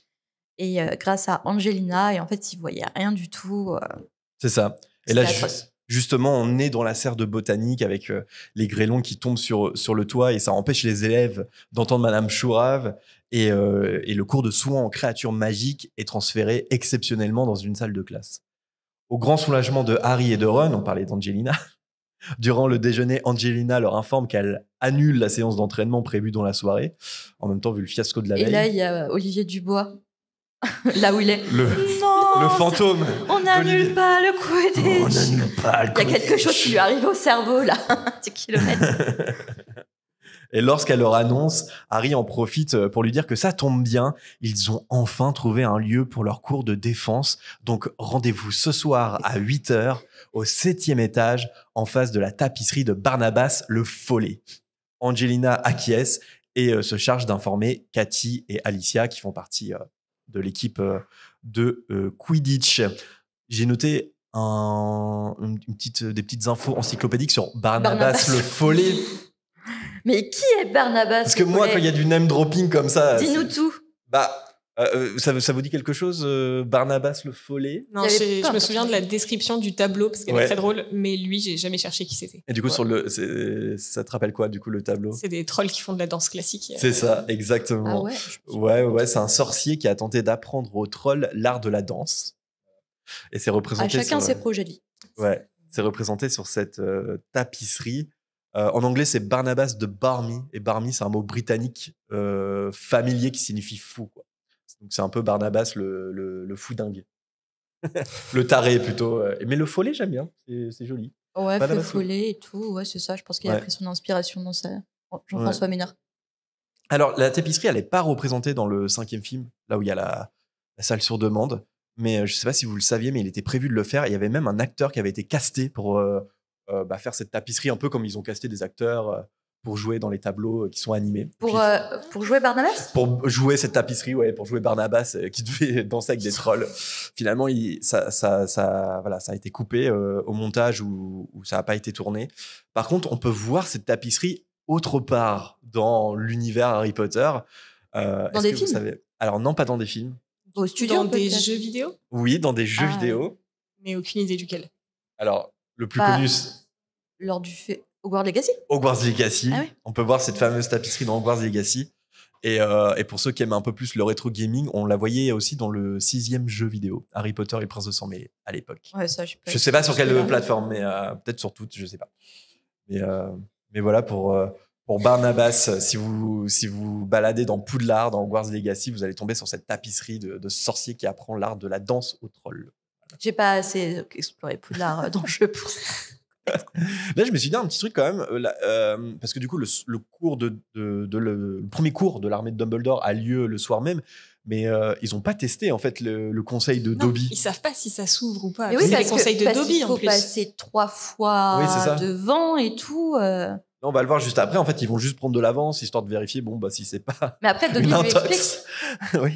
Oui, c'est ça, oui. Mais oui, mais bon. Et puis moi, en plus, ils doivent penser à ce qu'ils veulent, mais potentiellement ce à quoi ils pensent, c'est pas assez précis. Genre, il y a Ouais. peut-être Bah ouais, plusieurs c'est ça. essais, mais. ça Je aurait- trouve ça fou de tomber par hasard dessus, en fait, parce qu'il y a quand même tout un cérémonial Ouais. à faire devant, quoi. Donc c'est incroyable. C'est-à-dire que Dumbledore, il est passé 3 fois en pensant à aller aux toilettes. Alors, ça, c'est bizarre. Parce que, oui, il n'y a pas ça dans le film, je crois, de passer 3 fois. Mais là, vraiment, dans le livre, c'est bien décrit. Mais du coup, j'imagine Dumbledore. Qu'est-ce qui lui arrivait exactement si cette anecdote est vraie? Parce Oui, que c'est ça. Oui, mais pourquoi tu fais des allers-retours dans le même couloir Au contraire, tu vas chercher dans les Des couloirs. toilettes. Ou peut-être vraiment. Attends, est-ce qu'il n'était pas. Il faut vraiment que je me libère. Et peut-être qu'il hésitait à le faire dans le couloir. Je sais pas, il était là, bon. J'ai Mais comme plus le avant. choix, il faut Mais vraiment. comme avant, est-ce qu'il a connu cette époque? Ah bah non, il n'est pas aussi vieux. Non, il n'est pas aussi Mais vieux. ou au Moyen-Âge, où en fait, il se soulageait dans les couloirs, il Ouais. faisait disparaître. Information besoin, quoi. Pottermore. Ah oui, Attention. hein. c'est vraiment source officielle quand il n'y avait pas encore de plomberie. Ici, c'est que des informations officielles à la fréquence. Oui, Et sérieuse. l'autrice avait écrit un texte. Et oui, on a fait tout un sujet sur les toilettes à Poudlard. C'était pour justifier le fait que l'entrée de la chambre des secrets Oui, et dans les lavabos. se faisait par la plomberie. Et des gens avaient dit à l'autrice, d'accord, mais au temps de Salazar Serpentard, la plomberie n'existait pas dans le monde Il n'était pas moldu. aussi pas sophistiqué. Ouais. Voilà, donc elle avait créé toute une histoire pour expliquer ça. Et je crois que c'est dans cet article où il était fait mention qu'avant la plomberie, les élèves faisaient ça dans les couloirs et hop, sortilège de disparition. Mais En après, plus- où est-ce que ça allait? Dans le non-être? Dans le non-net, c'est-à-dire Comme les animaux? dans le tout avec les animaux. avec les crapauds, les Avec petits de la chatons et En tout le plus, tralala. Les sortilèges de disparition, ils apprennent ça vachement tard. Du coup, les Ouais. 4 premières années, ça reste. Ils demandent à quelqu'un. C'était les préfets qui sont chargés de laver pour les Bah non, mais les pauvres elfes de maison, en fait. Ah oui. Bah ouais. Ah, il pense. faisait pas bon d'être elfe de maison Moyen-Âge. Je pense que c'était pire non. encore. Ouais. Ah, voilà. Alors, à table, Hermione a l'air d'avoir un petit doute. Elle pointe le fait que, bah justement, on en parlait, mais Dobby, il a parfois des méthodes et des idées douteuses, un peu comme quand il a fait perdre à Harry l'intégralité des os de son bras. On s'en souvient, évidemment. Mais Harry parvient à rassurer Hermione quand il lui dit que Dumbledore, lui aussi, lui a parlé de cette pièce. Bon, bah du coup, si Dumbledore en a parlé, c'est déjà un peu plus rassurant. Même si on avait déjà pointé, je me souviens à l'époque de notre lecture de La Coupe de Feu, que cette anecdote est peut-être pas forcément vraie. Oui, enfin, ça reste à Et prouver. les autres sombras, c'était pas Gilderoy Lockhart? Les quoi? Mais oui, je Les comprends autres pas ce sombras. passage. Oui, mais c'était Dobby qui avait ensorcelé le cognard. Oui, mais lui, Oui, il mais a c'est juste pas cassé lui. le bras. Oui, c'est il a vrai. cassé le bras, mais c'est Mais Gilderoy Lockhart. s'il n'y avait pas eu Dobby... En fait, c'est plus ce cognard, quoi. C'est un concours de circonstances créé, provoqué par Dobby, on va dire. Alors, durant l'après-midi, le trio se met en mission de prévenir toutes les personnes qui se sont inscrites au cours de défense. Hélas, pour Harry, c'est Ginny qui a trouvé Cho et son ami avant lui. Il aurait bien aimé parler un petit peu avec Cho. J'imagine bien faire le crooner. Ouais, on a trouvé une salle. C'est bon, Cho, Ouais, viens. Il aurait bégayé pendant 5 minutes. Ah oui, Ouais, oui, c'est peut-être, c'est plus ça. Ouais. Ouais, ouais. Ouais, mais par contre, c'est un peu tricky. Imagine, il invite en date Cho à la salle sur demande, tu vois. Et la salle, elle se matérialise selon tes pensées. Ça matérialise une love room avec un lit en forme de cœur, des éclairages roses. Oh yeah! Avec une musique de crooner et tout. Et Cho, elle va fuir, quoi, là. Oula, les tableaux de Cédric Diggory, j'avais pas demandé ça, moi. Ah, enlevez ça, enlevez ça. C'est ça que t'avais en tête, Cho? Le tue l'amour, là, tue l'amour. Oui, tue l'amour. Bah Proprement oui, parler. c'est Oh oui, oui, oh. dark. Eh oui. Désolé pour ceux qui connaissent pas l'ambiance du podcast. Alors au dîner, tout le monde a bien été informé et à 19h30, Harry, Ron et Hermione quittent la salle commune. Même s'ils ont officiellement le droit d'être dans les couloirs jusqu'à 21h, ils préfèrent ne pas être repérés. Donc Harry utilise la carte du maraudeur, surtout pour vérifier que Rusard, Mystaigne ou Ombrage ne se trouvent pas dans les parages. J'ai toujours trouvé ça fou que la salle sur demande ne soit pas sur la carte des maraudeurs, qu'il l'ait jamais découverte. Eh ben, c'est une question qu'on s'était posée. Est-ce qu'ils ne l'ont jamais découverte ? Ou est-ce que la salle est incartable par définition et même s'ils avaient essayé de le faire, ils ne pouvaient pas ? On ne sait pas. Pour nous, il n'y a pas trop d'infos. Enfin, on n'a pas la preuve que les maraudeurs connaissaient la salle sur demande, à notre connaissance. Après, vu qu'ils avaient déjà plein d'infos, plein de passages secrets, peut-être qu'ils n'ont pas conscientisé le fait qu'ils en avaient besoin, en fait. Et elle n'est pas apparue à eux. Parce qu'ils en savaient déjà beaucoup, en fait. Mais Je n'ose même pas imaginer à quoi aurait ressemblé la salle sur demande avec la non, il faut mieux pas. Mais c'est vrai que vu tous les passages et même avec les secrets jumeaux et Weasley. t'as raison, je les imagine mal ne pas avoir décodé ce secret et cette salle dans Poudlard durant leur scolarité. Ça serait un peu étonnant. Surtout que c'est dit que les elfes la connaissent assez bien et on sait qu'ils étaient souvent... avec les elfes, dans les cuisines, on imagine. Arrivé devant la tapisserie au 7e étage, Harry exécute les conseils de Dobby, passer 3 fois devant le mur en pensant très fort à ce qu'il veut. Il nous faut un endroit pour apprendre à nous battre, un endroit où on ne pourra pas nous trouver, etc. etc. Donc, 3 fois. On ne parle pas du Fight Club. Règle numéro 2. Il y a Brad Pitt dans la salle. C'est un peu Fight Club. Bah ouais, c'est ça en fait. L'armée de Dumbledore. Mais ouais, c'est ça.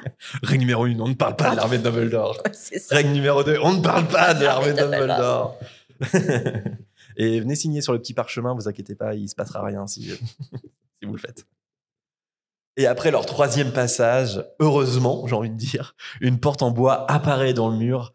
Harry ouvre la porte et il se retrouve dans une grande pièce éclairée par des torches. Des livres sont disposés le long des murs dans des bibliothèques et des grands coussins les attendent au sol.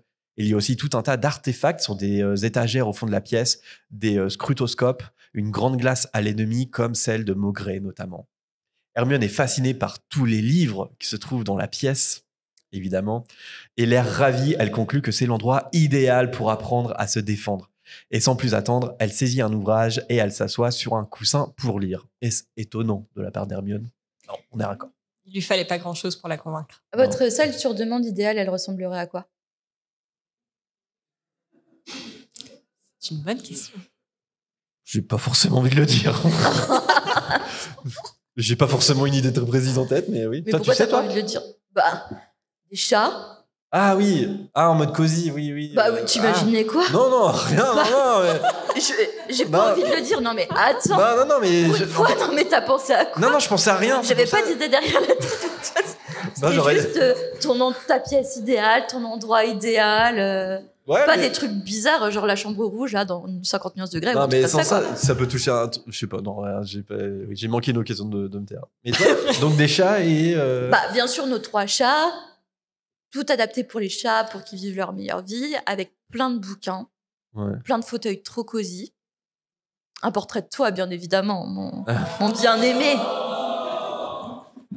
Mais un portrait comme ça, il parle pas, je suis tranquille, je peux lire tranquille et tout. Un portrait comme ça, qui a un poster de Youngblood comme ça. Et puis, je crois que c'est du thé, et puis voilà. Et puis, un petit feu de cheminée qui crépite, là. Avec le bruit de pluie en arrière-plan. Rien de chelou comme toi, en fait. Mais non, mais j'ai rien dit. Je sais pas, il y a une balançoire bizarre pour faire des trucs ou quoi ? Enfin, tu me fais peur. Et toi, Noémie ? Je pense qu'on est aussi sur une bibliothèque, un endroit confortable pour lire. Mais par contre, il n'y a pas le bruit de la pluie. J'habite dans le Nord, il pleut suffisamment souvent. Ah, oui. Alors, il fait beau, il y a des plantes, elles sont en fleurs. Ouais. Pas de feu de cheminée, pas ambiance hivernale. Non, pas ambiance hivernale. Des petites bougies qui sentent bon, là, comme ça. Ah ouais, trop cosy. Mais moi, je veux bien te rejoindre dans ta salle sur demande. Ça me va aussi. Hein. Ah oui, mais est-ce que tu seras invité ? Ah oui, non, j'ai bien compris que il y a déjà ton portrait. Oui. J'ai pensé à toi. Ah si, il y aurait peut-être un jacuzzi. Ok. Un jacuzzi, notamment avec une télé devant pour regarder mes séries. Bon, bientôt, les premiers arrivés font leur entrée. Ginny, Neville, Lavande, Parvati et Dean, pour commencer. Puis, à 8h du soir, tout le monde est bien présent. Harry ferme à clé la porte et le déclic qui se fait entendre se veut rassurant.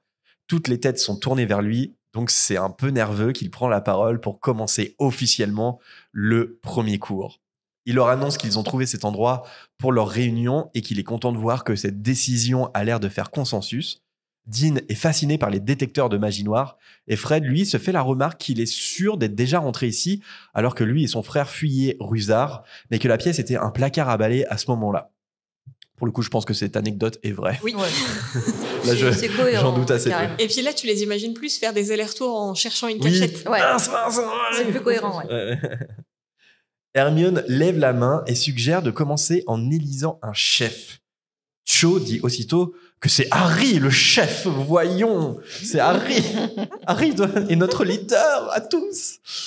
Et Harry sent son estomac faire un saut périlleux. C'est vraiment la métaphore dans le texte. Mais Hermione propose de procéder à un vote officiel et toutes les mains se lèvent, même celle de Zacharias Smith, c'est noté. Je crois qu'il aurait aimé être le chef si ça se trouve. Hein. S'il y avait... Mais il y a un truc contre Zacharias Smith. Hein. Il est cité en ce moment à chaque fois. Bah, c'est le pire en même temps. Désolé pour les poufs souffles, mais Zacharias, il faut se le coltiner quand même. Oui, mais il est là. Il est là. Il est là. Il est là, c'est vrai. Hermione propose ensuite qu'il se trouve un nom de collectif, parce qu'on parle de l'armée de Dumbledore, Oui, mais c'est c'est pas vrai encore. que c'est à ce moment-là en fait qu'ils choisissent le nom. Là, je me souvenais pas, je pensais que c'était Ouais. déjà quand ils Ah, s'étaient donné rendez-vous. Ouais, c'est pour ça des fois on essayait de dire cours clandestin, cours de défense, mais on disait tout le temps l'armée de Dumbledore. Et ça fait bizarre maintenant d'entendre l'AD, Ouais. parce qu'il y a une expression en ce moment, genre c'est de l'AD et tout. Ah oui. Et du coup, ça me fait penser à cette Oui. expression. Et je retiens toujours pas ce que ça veut dire, mais je crois que c'est pas positif comme ça. Moi je croyais que oui non, ça veut dire que c'est nul. Mais Ah. et moi je croyais que ça voulait dire que c'est de la daube. Et en fait Ah oui, non, c'est ça, on m'a mais c'est dit non, l'inverse. pas du tout. Le boomer. Je sais plus ce que ça veut dire. Mais Moi, c'était pire. Je crois que c'est de la dick ou un truc comme ça. Mais j'ai déjà Ouais. dit dans le podcast. ah, c'est de la dick. Mais je savais pas ce que ça voulait dire. Je sais pas. Je croyais que c'était un mélange de français, anglais, je sais pas quoi. Oui, c'est vrai que tu l'avais déjà dit en plus. Mais oui. Alors, Angelina propose. C'est de la dick, désolé, mais j'ai du mal à rebondir. Mais il y a pas besoin de rebondir. Angelina propose la Ligue des champions anti-ombrage en Wow. bonne sportive. Ça fait un peu Quidditch, quoi. Fred, il propose le front de libération contre les crétins du ministère. J'aime beaucoup celui-là. Ouais. En vrai, ouais, c'est pas mal. Mais Hermione suggère plutôt que le nom de groupe ne soit pas aussi explicite pour éviter les risques. Bolo Contou. Oui. Poudlard debout. Nuit debout à Poudlard. Cho propose alors l'association de défense avec les initiales AD. Mais Ginny approuve ce choix, mais plutôt pour signifier l'armée de Dumbledore, vu que c'est ce que craint le ministère le plus. L'idée plaît beaucoup au groupe et le nom est adopté à la majorité. Hermione rajoute alors le nom armée de Dumbledore en tête du parchemin qui contient toutes leurs signatures. Donc Mais voilà en plus, comment ils est sont trouvé le pas nom. dit que l'armée de Dumbledore, ça pouvait porter préjudice à Dumbledore finalement. Oui, Parce ils qu'il lui ont est- pas demandé son avis. Bah Qui ouais, va c'est ça. arriver. Bah oui, parce que lui, il a rien demandé, Dumbledore, en fait. Mais en vrai, je pense Dumbledore, il est fier de. Enfin, tu vois, je pense que. Ouais, De carrément. toute façon, il mais sait que son temps est compté à un moment, vu que le ministère veut le pousser vers la je sortie. sais qu'ils sont jeunes, mais à aucun moment, ils se disent, ouais, mais attends, du coup, est-ce que ça va pas mettre Dumbledore dans la merde un peu Bah, oui, c'est vrai que ça contredit un peu la suggestion de base Bah oui. d'Hermione. Mais après, je crois que l'idée, c'est vraiment de se faire appeler l'AD et pas l'armée de Dumbledore, quoi. Mais sur le parchemin, elle écrit armée de Dumbledore et ça aura son importance plus tard. Ouais. Et là, je me suis dit, parce que c'est très démocratique ce qui se passe, là, les votes à main levée et tout. Et là, je me suis dit, ça se trouve, il va y avoir Zacharias Smith qui arrive, qui déclenche un 49-3 dans l'hémicycle. Les jumeaux déposent une mention de censure et Harry décide de dissoudre l'assemblée de l'armée de Dumbledore. Mais Harry est à nouveau réélu chef Oui, de l'AD oui, à la oui, oui. majorité. À la majorité. Et on va partir sur le débat. Est-on toujours en démocratie? Mais c'est Harry le nouveau chef, voyons.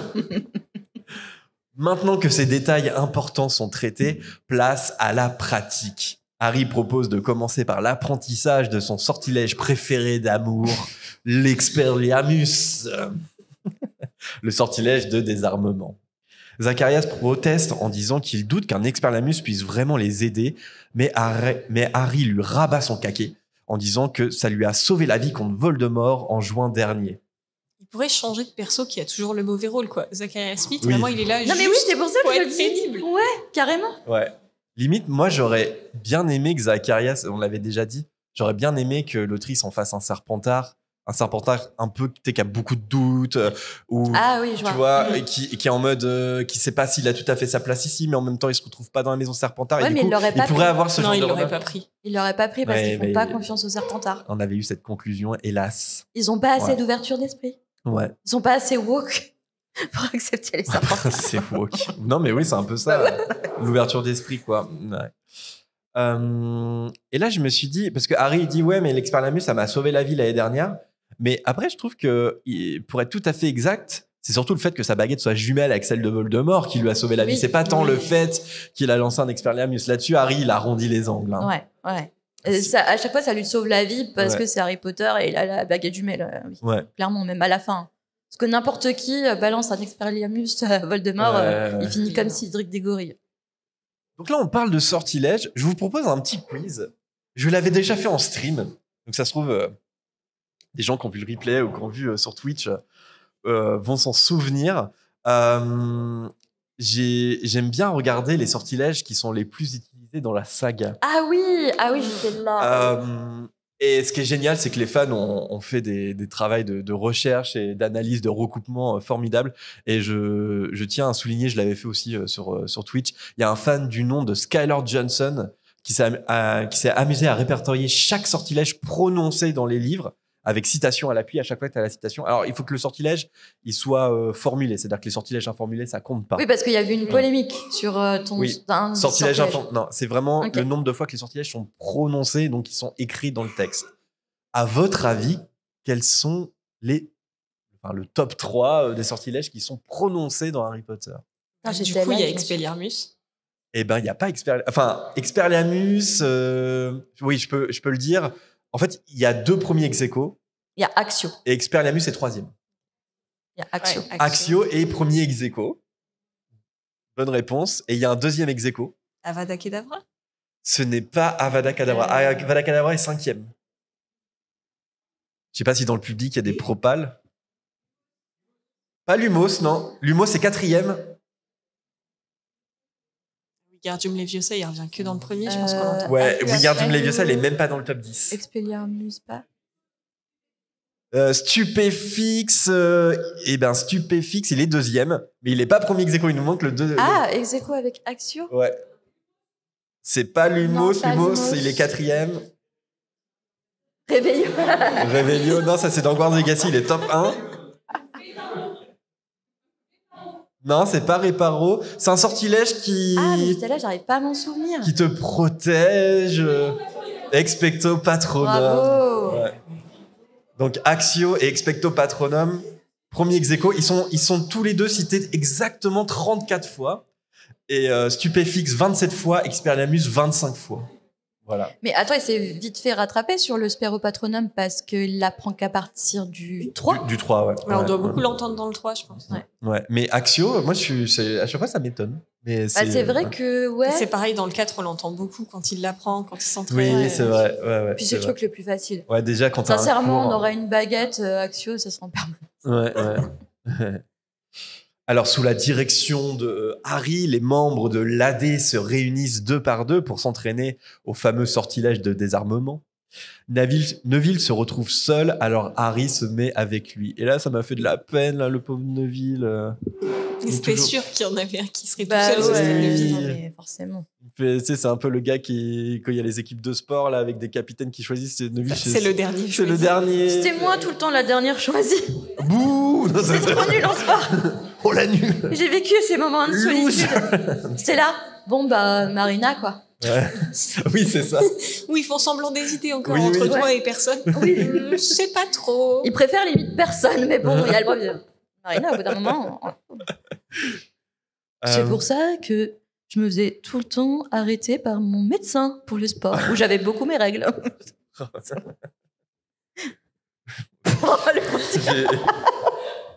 Non, mais tu me fais de la peine autant que Neville. Si les gens te Je choisissaient suis pas. ravie de te faire de la... Mais non, mais c'est vrai. Non, mais moi, en plus, j'étais trop mal en cours de sport. Genre, mais arrêtez, c'est toujours les mêmes qui sont pas choisis. Mais Puis- tu sais que mon puis- collège, ça a été une torture pour moi. Puis les profs de sport, arrêtez de faire ça, quoi. Enfin, genre, faites Oui, les faites équipes, les- quoi.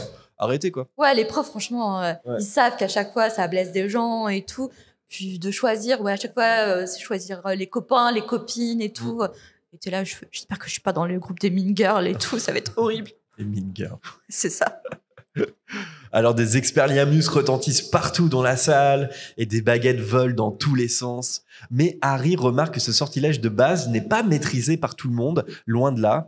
Neville, par exemple, même si ce dernier en profite à un moment où Harry observe comment ça se passe pour les autres, et du coup, il en profite et il parvient à désarmer Harry, qui le félicite quand même, sans lui faire remarquer, évidemment, qu'il était distrait.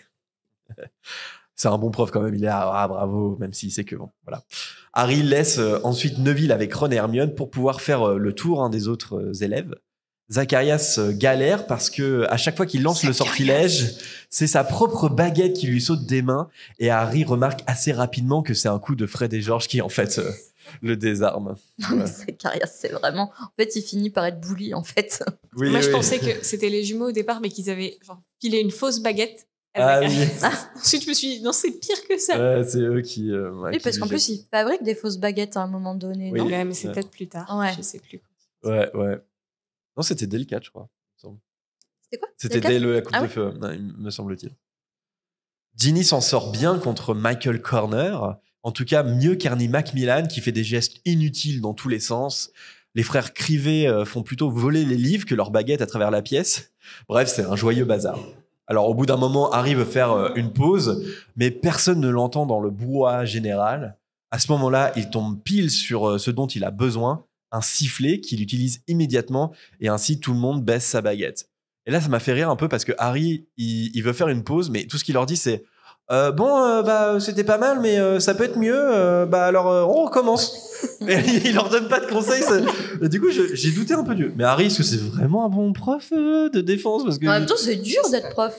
Mais moi, ça m'a fait rire, c'est le tout début où il leur dit de se mettre par deux et il est surpris qu'ils le fassent parce que moi, je suis prof et je me souviens très bien de ma première rentrée où tu dis aux élèves de rentrer ce soir et tu dis, ça se trouve, ils vont pas le faire. Oui. Regardez, ils restent là. Tu dis, oh, mais ils le font. J'ai un super pouvoir. Je Oui. leur dis des trucs et ils le font. Ouais.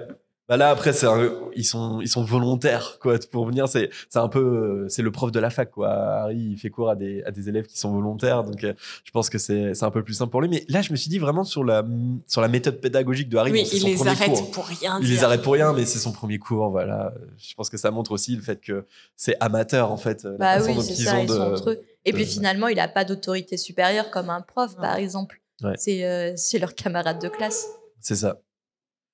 Mais peu à peu, avec la pratique, il voit de l'amélioration, Harry, parmi le groupe. Donc finalement, ça sert, même s'il leur donne pas de conseils. Depuis le départ, il essaie d'éviter Cho et son ami, mais bon, surtout Cho. Mais au bout d'un moment, il peut plus vraiment les éviter parce qu'il est passé 2-3 fois devant tout le monde, sauf Cho, donc bon. Et dès qu'il approche, Cho perd ses moyens au point de mettre le feu à la manche de Marietta plutôt que de la désarmer. Harry commence à C'est faire... peut-être plus efficace en même temps comme méthode de distraction. Bah ouais, c'est pas faux. Ouais. Oui, c'est vrai. C'est pas faux, ouais. Autant brûler ton ennemi, quoi. Voilà, comme ça, au moins. Tout en simplicité. Tout ensemble. Alors Harry commence à faire genre non mais c'était bien ce que t'as fait Cho. Mais voyant Cho hausser les sourcils, il choisit l'honnêteté. Bon d'accord, c'était nul, mais je sais que t'y arrives parce que je t'ai vu le faire quand j'étais pas là. Quand je Parce que je te t'impressionne. regarde de loin. Oui. Parce que je t'observe depuis le début du cours. Je t'observe même la nuit. Quand tu dors. Je suis Harry Cullen. Je brille au soleil. Après Dobby Cullen. Harry Cullen. Je sais ce que tu es. Sous ma cape d'invisibilité.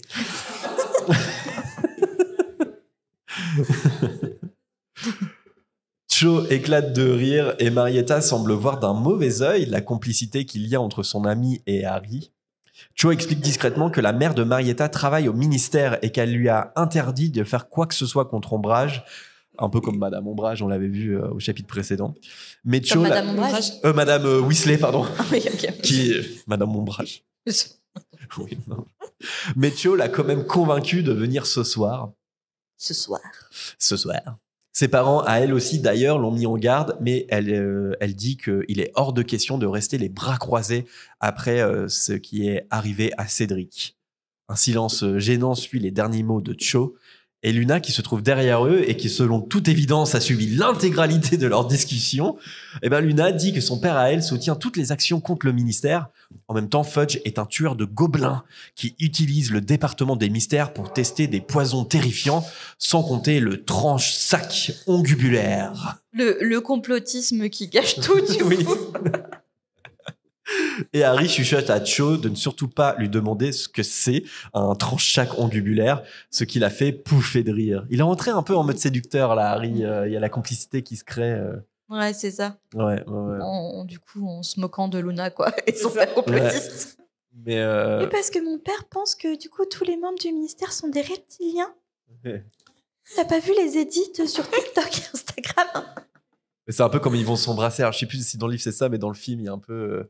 c'est quoi C'est le Guy avec les nargoles. Les nargoles, ouais. Il lui dit aucune idée, c'est comme ça Ouais. qu'ils s'embrassent. Voilà. Ouais, ça doit être dans le film, ça, que dans le Je film. pense que c'est dans le Ouais, film. je pense que c'est dans le film. En tout cas, je sais pas ce que c'est un tranche-sac ongubulaire, mais chacun fera son... J'ai pas envie d'avoir un visuel si on a. Ouais, non. On n'en reparle plus dans les livres de tranche-sac ongubulaire. C'est dans le non-être. C'est dans le cette question. non-être. Hermione interpelle bientôt Harry. Il est presque 21h, l'heure pour chacun de rentrer dans sa salle commune. Il siffle à nouveau pour stopper tout le monde et il leur propose de se réunir même heure, même endroit la semaine prochaine. Dean Thomas milite pour faire On un se cours. donne rendez-vous dans 10 ans. Non, Bien la même heure, dans- la semaine prochaine pour le coup. Pardon. J'allais me lancer. Ça y est, t'as trouvé ton renommage. Dean Thomas milite pour faire un cours avant ça, mais le Quidditch complique les choses. Hein. La saison va bientôt commencer, comme Il y le a des rappelle Angela. priorités dans la vie. On n'annule pas le Quidditch. La décision. Pardon. Merci. À vous, public. La décision est alors prise de se réunir mercredi prochain. Puis tout le monde quitte la salle sur demande en petits groupes. Harry supervisant l'opération à l'aide de la carte du maraudeur, un peu en mode militaire. Mais du coup, je me suis dit, c'est pas discret. Maintenant, tout le monde sait qu'il a la carte. Alors après, c'est des gens de confiance. C'est vrai que les gens lui Mais- demandent pas trop c'est quoi Ouais, son truc. c'est- oui. Ouais, c'est vrai. Oui, c'est vrai, je me suis jamais posé la question s'il en avait parlé à d'autres personnes. Ouais. Bah là, c'est vrai que à moins qu'il fasse ça discrètement, du coup que c'est voilà. Mais on connaît Harry et la discrétion. Oui, ouais, sans doute pas, ouais. Et une fois tout le monde bien en sécurité dans sa salle commune, le trio quitte en dernier les lieux. Une fois dans le couloir, la porte de la salle sur demande disparaît dans le mur. Hermione et Ron sont vraiment satisfaits de ce premier cours, même s'ils se chamaillent pour savoir qui a désarmé le plus l'autre. J'imagine bien Ginny et Michael Corner avoir ces mêmes discussions. Mais Harry, lui, ne les écoute pas vraiment. Perdu dans ses pensées, il repense à Cho qui venait de lui dire qu'il l'a troublé.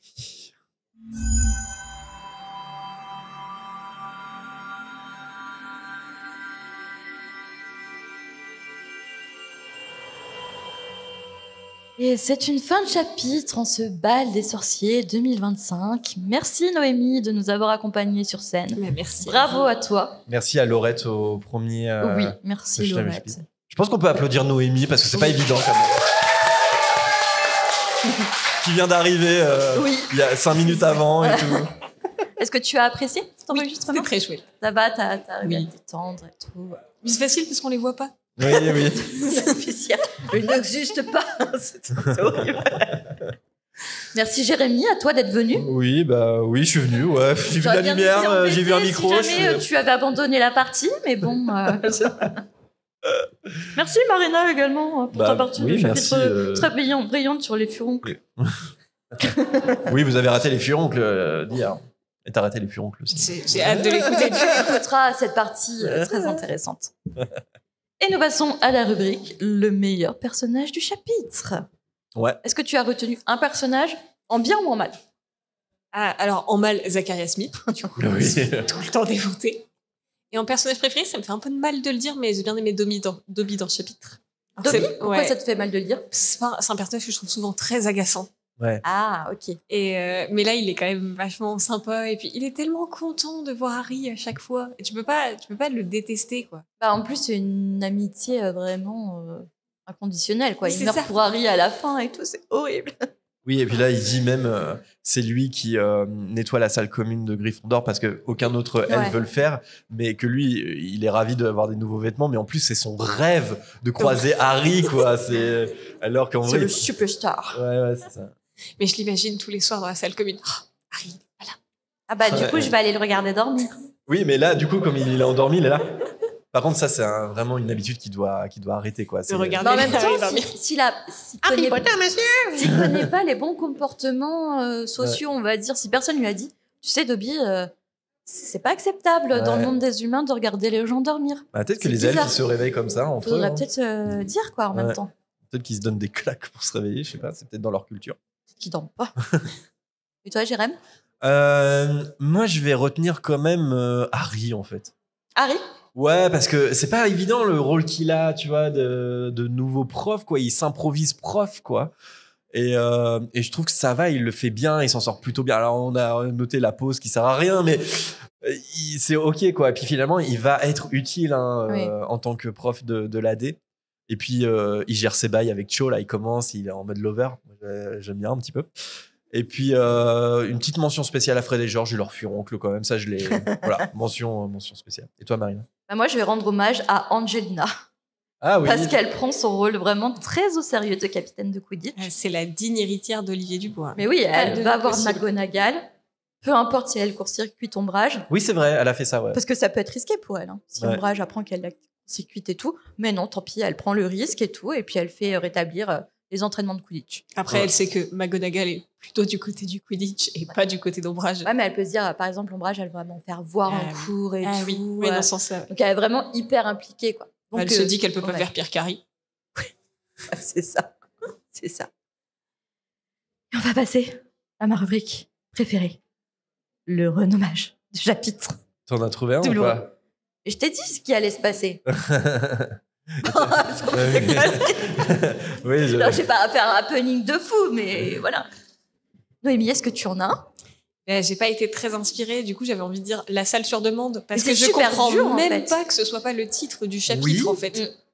Oui, parce qu'il n'y a pas de chapitre qui s'appelle La salle sur demande. Non. Et pour moi c'était déjà le titre du chapitre. Et je me Ouais. suis dit, bah non, c'est un autre truc, du coup je peux le mettre. Après, elle a peut-être que l'autrice, elle s'est dit l'armée de Dumbledore, si tu lis la liste des chapitres. Ça donne plus envie. Ouais, peut-être qu'il y a un côté teasing Ouais. qui marche mieux. Et ça te spoil pas. Oui, bah, ça te spoil Bah, pas. elle est assez forte pour Ouais. trouver des titres de. En fait, tu peux lire toute la table des matières sans te spoiler en fait Mm. avant de découvrir le livre. Et justement, ça peut te donner envie ces titres de chapitres parfois. C'est assez mystérieux, donc peut-être qu'elle a jugé que. Ouais. Et toi? Moi, il est musical, mais attention, c'est pas moi qui. Je sais pas si vous avez sans doute que vous avez pas encore écouté l'épisode d'hier. Bah, je pense qu'ils étaient un peu occupés. Hein, Ouais, je pense. sur Patreon, c'est sorti un peu avant, mais j'ai fait une reprise au dernier chapitre, donc on va se calmer. Par contre, je vous propose un petit blind test parce que ce truc d'armée de Dumbledore, ça m'inspire pas mal de trucs. Mais attention parce que là, on est sur la variété française années 80. Oh, ça Donc- c'était la vraie musique. Donc on va voir ceux qui sont forts à n'oubliez pas les paroles, qui ont de la culture musicale. Je vous mets. Attendez, hop. Et dites dans le public ou même Noémie, Marina, je sais pas si. Française? C'est français, ouais. Ah, oui. Résiste. Ah, oui. De qui? C'est de qui? Ah oui, France Gall, oui. On va se faire strike. Quand on t'a dit. YouTube a passé par là. C'est un peu l'hymne de l'armée de Dumbledore en fait. vrai.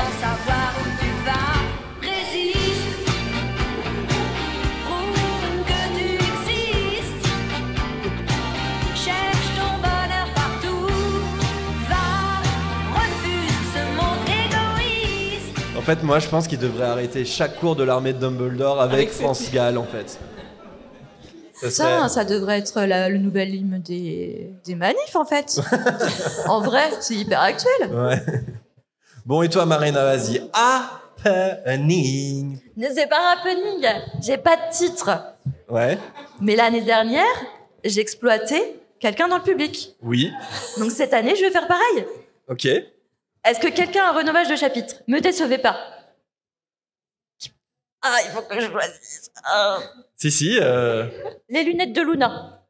Viens, non, viens. Les lunettes de Luna. je sais pas ton prénom, désolée. Je vais te laisser la place. Moi, je sais qui c'est en plus. Mais non. Attends, quoi? Hello. Bah attends, vas-y, moi je te laisse gérer ton happening, Marina. C'est ton happening. Ouais. Alors, du coup. Attends. Comment t'appelles-tu? Oui, à chaque fois, je vais faire comment il s'appelle? Jacques Martin. Ma petite, comment t'appelles-tu? Bonjour Marina, je m'appelle Alice. Bonjour Alice. Mais oui, ça y est. Oui. C'est une prochaine invitée.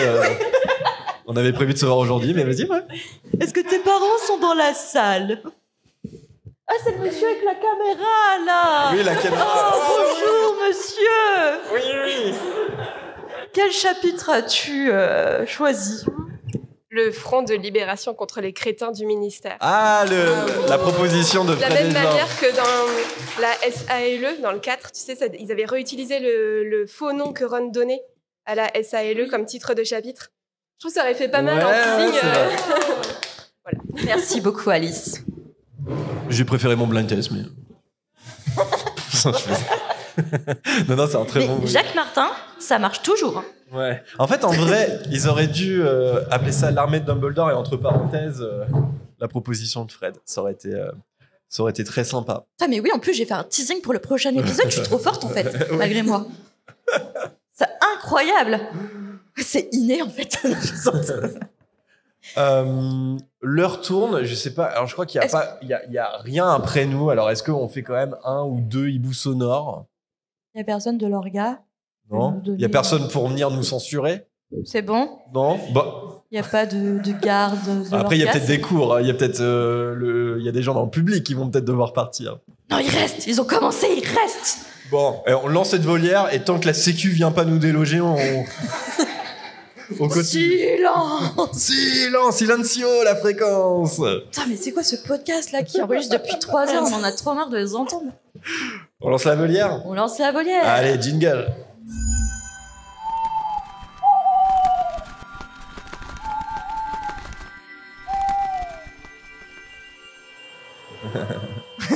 Il y a des petits bouts en arrière-plan. Ah, la SMR, il était incroyable. Mais je le fais moi aussi parfois lors des enregistrements. Oui, un peu trop. Mais oui, mais t'as envie de le faire. T'as envie de faire... Alors nous commençons par un hibou sonore, celui d'Alban. Salut Marina et Jérémy, et à l'invité s'il y en a un. Je suis en train de regarder pour la énième fois Harry Potter 1 et je me posais la question par rapport à Hagrid. On sait que il a des bouts de baguette, enfin les bouts de sa baguette cassée dans son parapluie et que également il a pas fini sa scolarité à Poudlard quand il était plus jeune. Mais dans le film, et il me semble que c'est pareil dans le livre, quand il lance des sortilèges pour allumer le feu dans la cheminée ou mettre une queue de cochon à Dudley, il ne parle pas, donc il lance des sortilèges informulés. Donc ça veut dire qu'il est quand même assez avancé en magie, je pense. Est-ce que vous pouvez m'éclairer sur ce point? En tout cas, j'espère être diffusé dans la volière et continuez ce que vous faites, j'adore.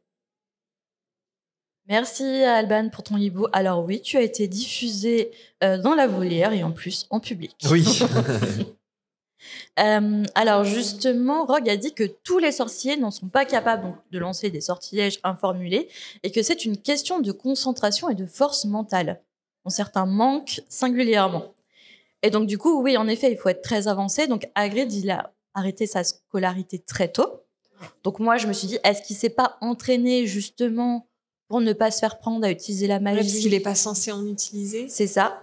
Mais c'est revenu, et je suis désolée, j'ai pas assisté à ce live, t'as fait un live sur les théories les plus farfelues. Ouais.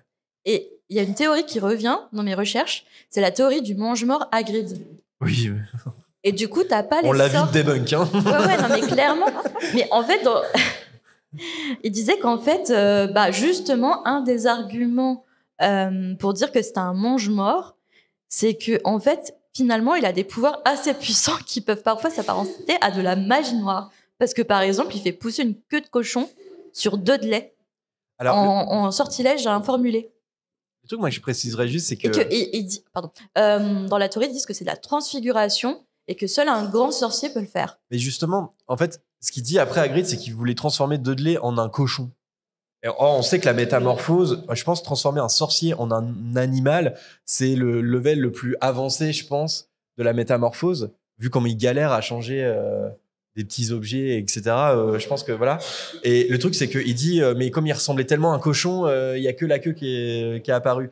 Et je pense que c'est peut-être une manière de dire que, je pense que cette magie, Hagrid, il peut pas la faire. En fait, il peut pas la produire. Donc tout ce qu'il a réussi à faire, c'est une queue de cochon. Donc, je sais pas s'il est. Tu m'as débunk. Je t'ai débunk. Non, mais de toute façon, je la croyais pas, cette théorie. Mais du coup, évidemment. ça m'a fait. Du coup, je t'ai fait de la pub pour ton Twitch en même temps. T'as pas compris le truc. Mais après, moi, je le vois bien. Twitch, ça fait vraiment. Il a été renvoyé en 3e année. Et en fait, en 3e année, t'as quand même des compétences de base en magie. Donc, je pense qu'il a ses compétences de base. Ouais, mais pas en sortilège informulé, quoi. Ouais, c'est compliqué. informulé. Mais après, peut-être qu'il s'est entraîné avec son parapluie. Ouais, mais il s'entraîne régulièrement à mettre des queues de cochon sur des gens. Là, ouais. Ouais. Tu sais, personne le voit avec son parapluie. Il fait, vite, oh, mais qu'est-ce que ça se trouve, il a un kink bizarre là-dessus. Je sais pas. Ça, j'y crois un peu plus que. Oui, bah, Hagrid, on va pas chercher ce qu'il fait après ses soirées au bar, quoi. Non, il vaut mieux pas. On a un petit aperçu dans le tome 6. On passe au hibou sonore suivant. On écoute Léna qui, du coup, on va diffuser en public. C'est parti. Salut la fréquence, je m'appelle Léna et j'ai 9 ans. J'ai une question sur l'horloge de Weasley dans les films. Elle indique des choses comme au travail, en danger mortel, chez le dentiste, etc. Or, les sorciers ne savent pas ce qu'est un dentiste, comme on le voit quand Arthur Weasley pose la question à Hermione dans le tome 2. Mais dis-moi, qu'est-ce qu'un dentiste ? Alors comment expliquer qu'un tel mot figure sur l'horloge ? Merci pour votre podcast et à bientôt.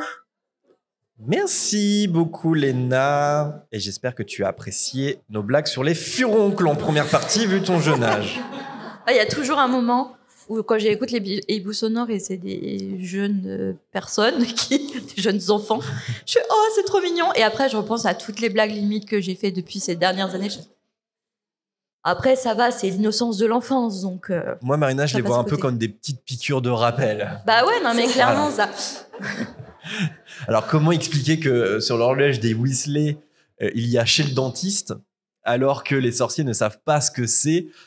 Là, je noterais juste qu'il y a une petite différence entre les livres et les films. Ouais, j'ai regardé, et du coup, dans les livres, effectivement, c'est à l'hôpital. Ouais. Ce qui est déjà bizarre, parce que j'aurais juste écrit Saint-Mangouste ou Médicomage. Ouais. Parce que la notion d'hôpital, on connaît que Saint-Mangouste. Il y a peut-être l'hôpital de Poudlard, d'ailleurs. Oui, ouais, tout à fait. L'infirmerie. Ouais, j'ai noté dans les livres, les indications qu'on a, il y a aussi l'heure du thé, très british. Heure de nourrir les poulets au terrier. Tu es en retard. Ça, c'est donc tout ça, c'est dans le tome 2. Ça, moi, elle est tout le temps sur tu es en retard. Où on a aussi, évidemment, dans le tome 6, tout le monde est en danger de mort, vous savez, rappelez-vous. Voilà. Et on en a quelques autres, mais dans le livre, on n'a pas chez le dentiste. Voilà. Et tu peux le configurer si t'as pas confiance en ton mari, genre ton mari te trompe, ton mari est dans un endroit inconnu. Alors que dans le deuxième film, on voit très bien chez le dentiste parce que quand Fred, George et Ron ils rentrent au terrier après avoir libéré Harry avec la fourmilière, il y a un gros plan sur l'horloge et on voit chez le dentiste effectivement. Donc c'est ça que Léna mentionne ici. Et effectivement, c'est ironique parce que dans le 6e film, il y a une scène ajoutée là aussi où Slughorn ne sait pas ce que sont des dentistes. En fait, dans le livre, à part dire que les parents d'Hermione sont des dentistes, on n'en parle pas plus que ça. Et les films se contredisent, en fait. Voilà. C'est incroyable, ça. Ça n'arrive jamais. Les films se contredisent un peu, mais... c'est fou. En même temps, quand Harry Potter, la Chambre des Secrets a été produit, ils n'avaient pas encore tout le lore. C'est marrant qu'ils aient changé à l'hôpital par chez le dentiste. Ouais, il n'y avait pas besoin de changer, en fait. Oui, c'est vrai. Parce qu'en plus, le pire, c'est de changer pour une information fausse, en fait. Enfin, c'est ça qui est bête. Je me suis posé une question, on va me répondre. t'es GCM Jérémy, mais la magie, c'est cool. Surtout qu'on est en retard. La magie, c'est bien, c'est cool, tout le monde a envie d'être sorcier, mais ça remplace vraiment un dentiste? Genre, j'espère qu'ils ont pas tous les chicots pourris quand même, juste parce que ce sont des sorciers, quoi. Je pense qu'ils peuvent se traiter les dents parce que quand Hermione, elle a ses dents qui poussent beaucoup trop là parce que Drago lui a lancé un sort. Un Serpentard lui a lancé un sort. Bah, ça peut remplacer leur l'orthodontie, en tout cas. qui arrive à les replacer. Oui, c'est vrai. Et genre une carie et tout, ça peut se soigner. Bah ouais, ou peut-être à Stratmangouste, en fait. Il y a peut-être des médicomages dentistes, enfin spécialisés dans le traitement des dents. Après, ça se trouve, le médical, c'est vraiment général et ils savent tout faire par des sortilèges. En même temps, tu bois une potion et t'as tous les os de ton bras qui repoussent. Donc, bon, à partir de là, je pense qu'effectivement, tu peux faire. Tout est possible. Tout est possible.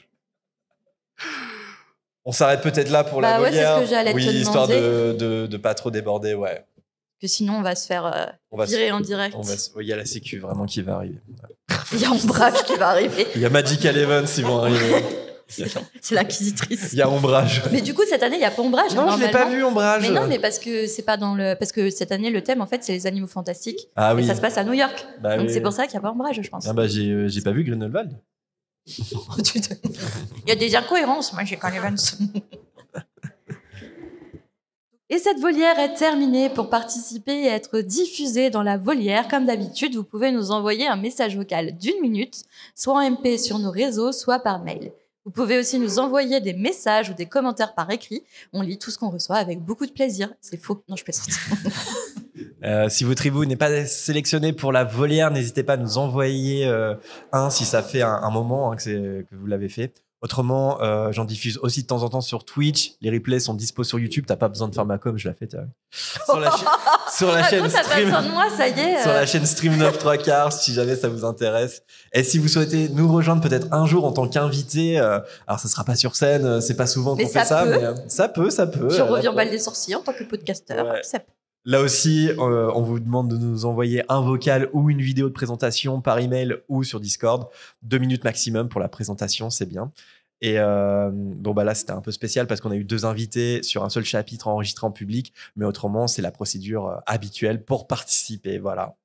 Et petit rappel pour celles et ceux qui nous écoutent actuellement au Bal des Sorciers, mais aussi pour tout le monde en podcast. On n'oublie pas de noter l'émission, s'il vous plaît, sur les applis d'écoute. On va vérifier tous vos téléphones. S'il vous plaît, nourrissez l'algorithme. Et puis, n'oubliez pas de vous abonner aussi sur l'appli que vous utilisez. Évidemment, ça nous aide beaucoup, comme les commentaires. Et merci à vous tous qui prenez le temps de le faire. Ça nous envoie plein de force et d'énergie. Donc, merci beaucoup. Si vous aimez ce qu'on fait, vous le savez sûrement déjà, vous pouvez nous soutenir et nous aider à continuer de faire ce podcast dans de bonnes conditions. On vous recommande en priorité notre plateforme Patreon. En vous abonnant, vous avez accès à plein de contenus bonus qu'on appelle des after shows. Vous aurez accès aussi à toutes les vidéos.